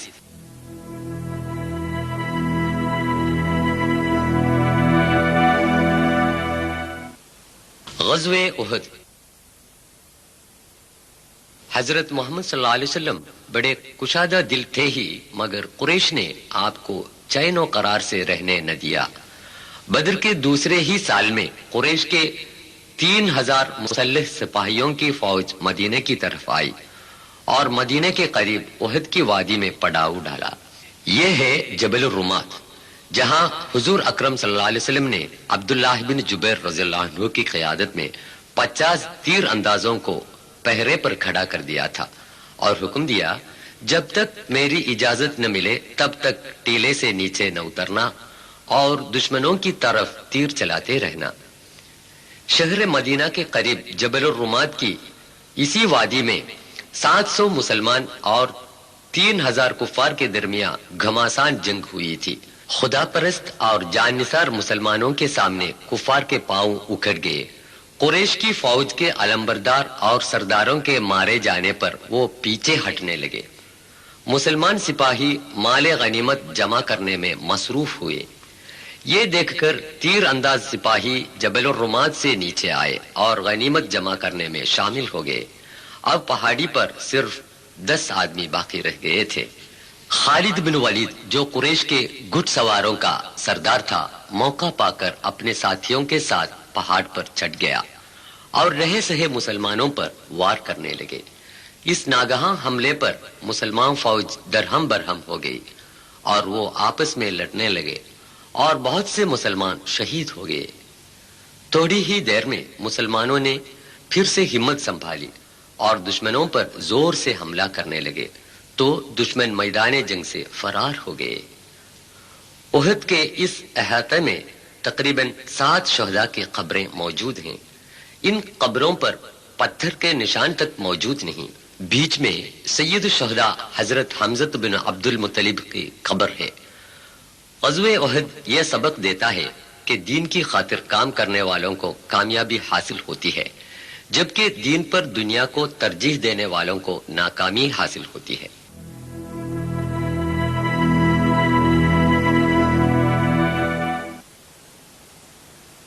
خندق۔ امن کا زمانہ زیادہ طول نہ پکڑا، قریش نے دیگر قبائل کو ابھار دیا کہ مدینے کی نئی تحریک کو جڑ سے اکھاڑنے میں سب مل جل کر کوشش کریں۔ مدینے کے باہر مسلمانوں کے جتنے دشمن قبیلے تھے وہ سب کے سب مل کر کل 10,000 کی مسلح فوج مدینے کی طرف روانہ ہوئی، جن میں 2,500 اونٹ اور گھڑ سوار بھی شامل تھے۔ حضور نے اپنے ساتھیوں سے مشورہ کیا۔ حضرت سلمان الفارسی نے جنگی تدبیر پیش کی کہ مدینے کی چاروں طرف خندق کھدوا کر دشمنوں کو مدافعت کرے۔ حضور اکرم نے یہ تجویز منظور فرمائی۔ ایک ہفتے کی لگاتار محنت سے 9,000 گز طول میں ایک خندق تیار ہو گئی، جس کی چوڑائی اتنی تھی کہ گھڑ سوار اس کو پار نہ کر سکتا تھا۔ قحط کا زمانہ تھا کہ حضور اور ساتھی بھوک کے مارے بڑی تکلیف میں تھے، یہاں تک کہ پتھر پیٹ میں باندھ کر بھی کھدوائی کرتے تھے۔ کفار کی فوج مدینے کے پاس آ گئی تو خندق دیکھ کر حیرت میں پڑ گئی۔ چند دنوں تک فریقوں کے درمیان تیر بازی کا مقابلہ ہوا۔ مدینے کے اندر یہودیوں کا جو قبیلہ تھا وہ بھی دشمنوں کے ساتھ ہو لیا تو مسلمانوں کو بڑی دقت پیش آئی۔ غزوہ خندق میں حضور کا خیمہ اس جگہ پر تھا جہاں آج مسجد الفتح واقع ہے۔ یہی حالت کئی دنوں تک ہوتی رہی۔ آخر رات کو سخت آندھی اور موسلے دار بارش ہونے لگی۔ آندھی میں دشمنوں کے خیمے اڑ گئے۔ متحدہ فوج نے یہ سمجھ لیا کہ مسلمان سپاہی راتوں رات خندق پار کر کے حملہ کر رہے ہیں۔ وہ ڈر کے مارے خیمے چھوڑ کر بھاگ گئے۔ اللہ تعالی کی حکمت نے مسلمانوں کو بچایا۔ انہوں نے خدا کا شکر ادا کیا۔ خیبر۔ صلح حدیبیہ کے بعد مدینے میں امن و امان قائم ہوا، مگر خندق کے تجربے سے مسلمان یہ سمجھ سکے کہ مدینے کے اندر جب تک دھوکے باز یہودی قبائل موجود رہیں گے تب تک چین و امن قائم نہ رہے گا۔ حضور صلی اللہ علیہ وسلم کی قیادت میں مسلمانوں کی فوج خیبر کی طرف روانہ ہوئی، جس میں 100 گھڑ سوار اور 160 مسلح سپاہی تھے۔ یہ خیبر کے یہودیوں کا قلعہ مرحب ہے۔ مسلمانوں نے بہت دنوں تک قلعے کو گھیر لیا۔ آخر تنگ آ کر یہودی قلعے سے باہر آئے اور ہار مان لی۔ یہ 6 منزلہ قلعہ 1,500 سال کے بعد بھی تاریخ اسلام کا چشمدید گواہ ہے۔ یہ کیچڑ اور گیہوں کے گھاس کی گوندا بنا کر کھجور کی لکڑیوں سے بنایا گیا ہے۔ خیبر کے یہودیوں کے مکانوں کے کھنڈر آج بھی موجود ہیں۔ یہ خیبر کے یہودیوں کی عبادت گاہ ہے۔ کفار کا نیست و نابود کرنا حضرت صلی اللہ علیہ وسلم کا اصول نہیں تھا، بلکہ ان مغلوب یہودیوں کے ساتھ بھی مروت کا سلوک کیا۔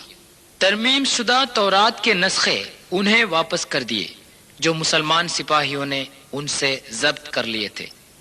کھیتی باڑی کی زمین واپس کرنے کی فرمائش کو بھی رسول صلی اللہ علیہ وسلم نے منظور فرمایا۔ یہودیوں سے صلح کرنے کے بعد ہی مسلمان خیبر سے واپس آئے۔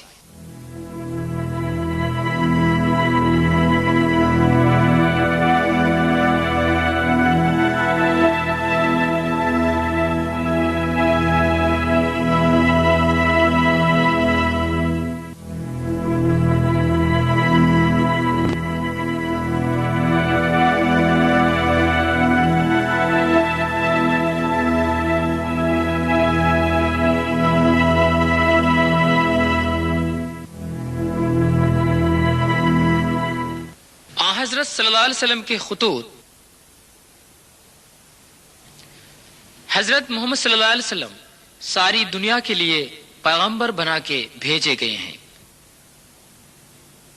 یہ اس خط کی کاپی ہے جو حضرت نے شہنشاہ مصر مقوقس کو اسلام کی دعوت دیتے ہوئے لکھا تھا۔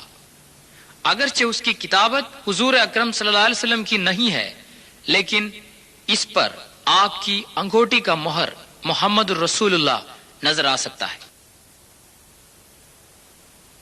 معطا بلاد شام کے شہنشاہ ہرقل کے گورنر کے پاس حضور نے ایک قاصد بھیجا. 1000 کلومیٹر گھوڑے پر اکیلے سوار ہو کر تپتے صحراؤں اور وادیوں سے گزر کر حضرت حارث بن عمیر الازدی رضی اللہ عنہ 629 عیسوی میں موتا پہنچے اور گورنر کو حضور کا خط دیا. اس نے غصے میں آ کر حضرت کے قاصد کو بے رحمی سے مار ڈالا. یہ عام قاعدہ تھا کہ کوئی بھی قاصد قتل نہ کیا جائے. حضور کو قاصد کے قتل کی خبر پا کر بہت دکھ ہوا. آپ نے اپنے منہ بولے بیٹے زید بن حارث کو 3000 سپاہیوں کے ساتھ موتا بھیجا. رخصت کے وقت حضور نے یہ ہدایت دی کہ بوڑھوں، بچوں اور عورتوں کا قتل نہ کریں، عمارتیں تباہ و برباد نہ کریں، پیڑ پودے نہ کاٹیں. صحراؤں سے ہوتے ہوئے فوج بڑی مشکل سے موتا پہنچی. یہ موتے کا وہ میدان جنگ ہے جہاں 3000 مسلمان سپاہیوں کے مقابلے میں روم کے 2 لاکھ مسلح سپاہیوں نے جنگ کی تھی. موتا آج کل جوردان میں ہے. یہ پتھر اس تاریخی عمارت کے کھنڈر ہیں جو اموی خلیفہ عبد الملک کے زمانے خلافت میں بنائی گئی تھیں. اسلامی جھنڈا لے کر حضرت زید بن حارث رضی اللہ عنہ بڑی مردانگی سے لڑ رہا تھا کہ میدان جنگ میں ٹوٹ پڑا اور شہادت حاصل کی. فوراً ہی جعفر بن ابی طالب رضی اللہ عنہ نے جھنڈا سنبھال لیا اور دشمنوں کی طرف آگے بڑھے. ہاتھوں کے کٹ جانے کے بعد انہوں نے جھنڈا بغل میں لے لیا. وہ بھی اللہ کو پیارے ہو گئے. ان تینوں شہادتوں کی خبر پا کر سرور عالم حضرت صلی اللہ علیہ وسلم نے ان کی جنت نصیبی کی خوشخبری سنائی. یہ جو نشان اونچا نظر آتا ہے ان اصحاب کی قبریں نہیں ہیں بلکہ ان کی شہادت کی یادگار نشانی ہے. اب حضرت خالد بن ولید رضی اللہ عنہ نے مسلمان فوج کی قیادت لے لی جو مانے ہوئے بہادر اور جنگجو تھے.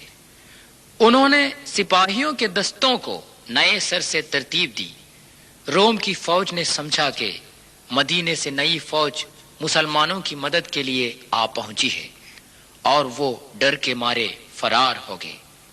پھر ایک بار یہ ثابت ہوا کہ لڑائی جیتنے کا سب سے بڑا پیمانہ ایمان، خود اعتمادی اور یقین کامل ہی ہے، نہ کہ ہتھیار، ساز و سامان اور سپاہیوں کی تعداد.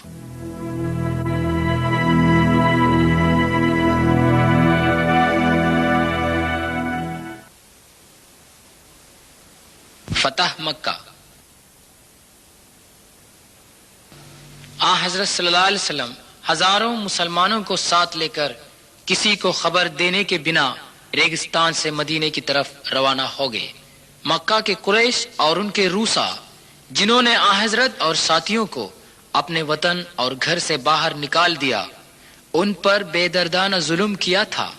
جب مجبوری کی حالت میں حضرت سے مغلوب ہو گئے تو آپ نے ان کو معافی دی. اپنے مذہب اور عقیدے کے مطابق جینے کی انہیں آزادی دی. یہ ان واقعات میں سے ایک ہے جن سے یہ غلط ثابت ہوا کہ اسلام کی تبلیغ و اشاعت تلوار کے زور سے ہوئی.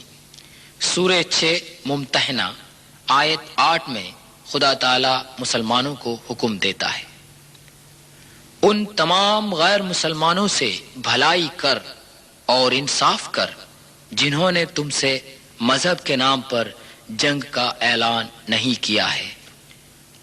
اللہ کے سوا کسی اور کو پکار کے دعا مانگنے والوں کو آپ نہ ڈانٹیں. عثمان رضی اللہ عنہ کا کنواں. مدینے میں پانی کا سخت قحط پڑ گیا. روما جو ایک یہودی تھا محض اسی کے کنویں میں پانی تھا. پیغمبر حضرت محمد صلی اللہ علیہ وسلم نے فرمایا، جو کوئی روما کا کنواں خرید کر مسلمانوں کے لیے وقف کر دے گا اس کو جنت نصیب ہوگی.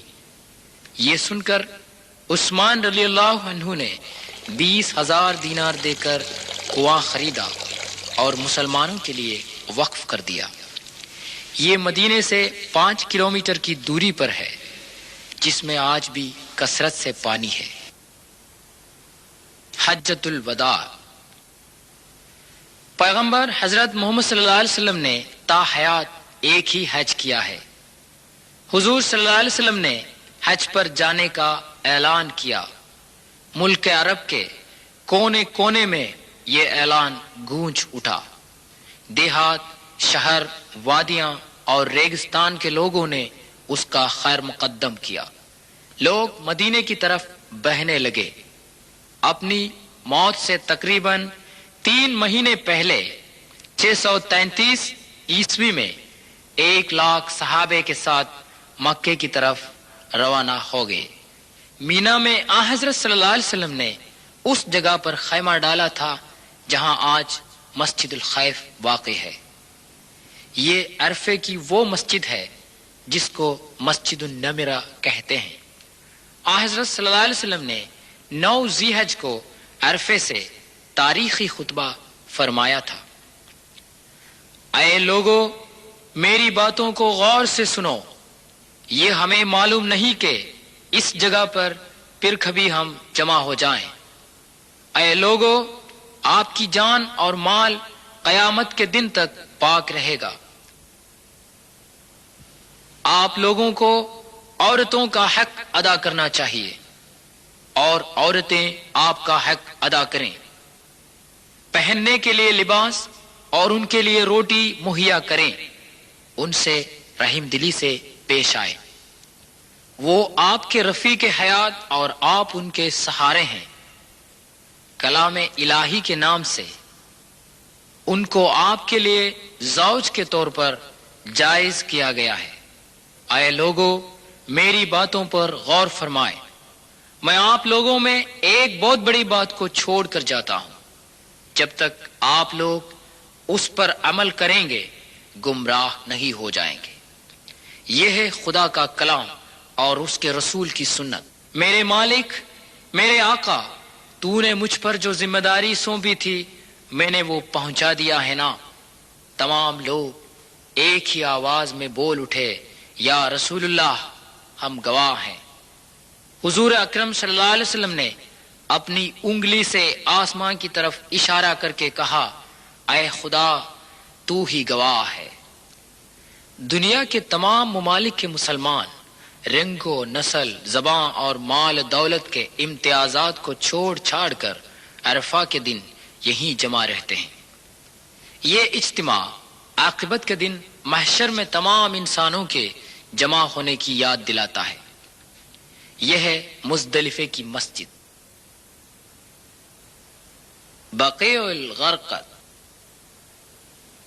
آن حضرت صلی اللہ علیہ وسلم کے زمانے سے لے کر آج تک مدینے کا عام قبرستان ہے بقیع الغرقد، یعنی جنت البقیع۔ یہاں پر حضور صلی اللہ علیہ وسلم کی ازواج مطہرات، صاحبزادے حضرت عثمان بن عفان رضی اللہ عنہ اور دیگر بزرگوار حضرات و خواتین مدفون ہیں۔ آن حضرت صلی اللہ علیہ وسلم کی وفات 8 جون 632 عیسوی۔ یہ وہ دن ہے کہ آخری پیغمبر رحمت للعالمین حضرت محمد صلی اللہ علیہ وسلم نے سلسلہ رسالت کو ختم کر کے اس دنیا کو خیر باد کہا۔ آپ کی وفات حضرت عائشہ صدیقہ کے گھر میں ہوئی اور وہیں دفن کیے گئے۔ مدینے میں مسجد النبوی سے لگی ہوئی اس عمارت کے اندر آن حضرت صلی اللہ علیہ وسلم کا مزار شریف ہے۔ حضرت ابوبکر صدیق اور حضرت عمر بن خطاب رضی اللہ عنہ کی قبریں بھی حضور کے پاس واقع ہیں۔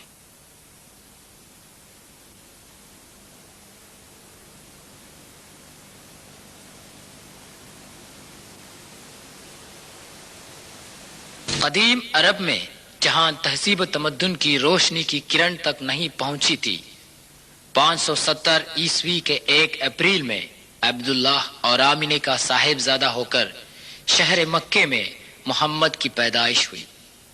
بچپن ہی میں یتیمی کی محرومی کا احساس ہوا۔ مکتبوں، کالجوں اور یونیورسٹیوں میں تعلیم حاصل کرنے کا موقع میسر نہ ہوا، یہاں تک کہ پڑھنا لکھنا سیکھنے کا موقع بھی نہ ملا تھا۔ ایسے ماحول میں پلے بڑے محمد کو دشمن بھی الامین مانتے تھے۔ انہوں نے اپنی 40 برس کی عمر تک لوگوں کو کوئی عجیب بات نہ سنائی۔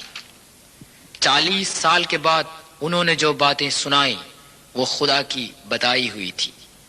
ابھی تک ہم دیکھ رہے تھے اس کی سنائی ہوئی تاریخی معتبری کی شہادتیں۔ قرآن مجید وہ کلام ہے جو گھر کی رسوئی سے لے کر بین الاقوامی سطح تک انسانی زندگی کی تمام سطحوں کی رہنمائی کرتا ہے۔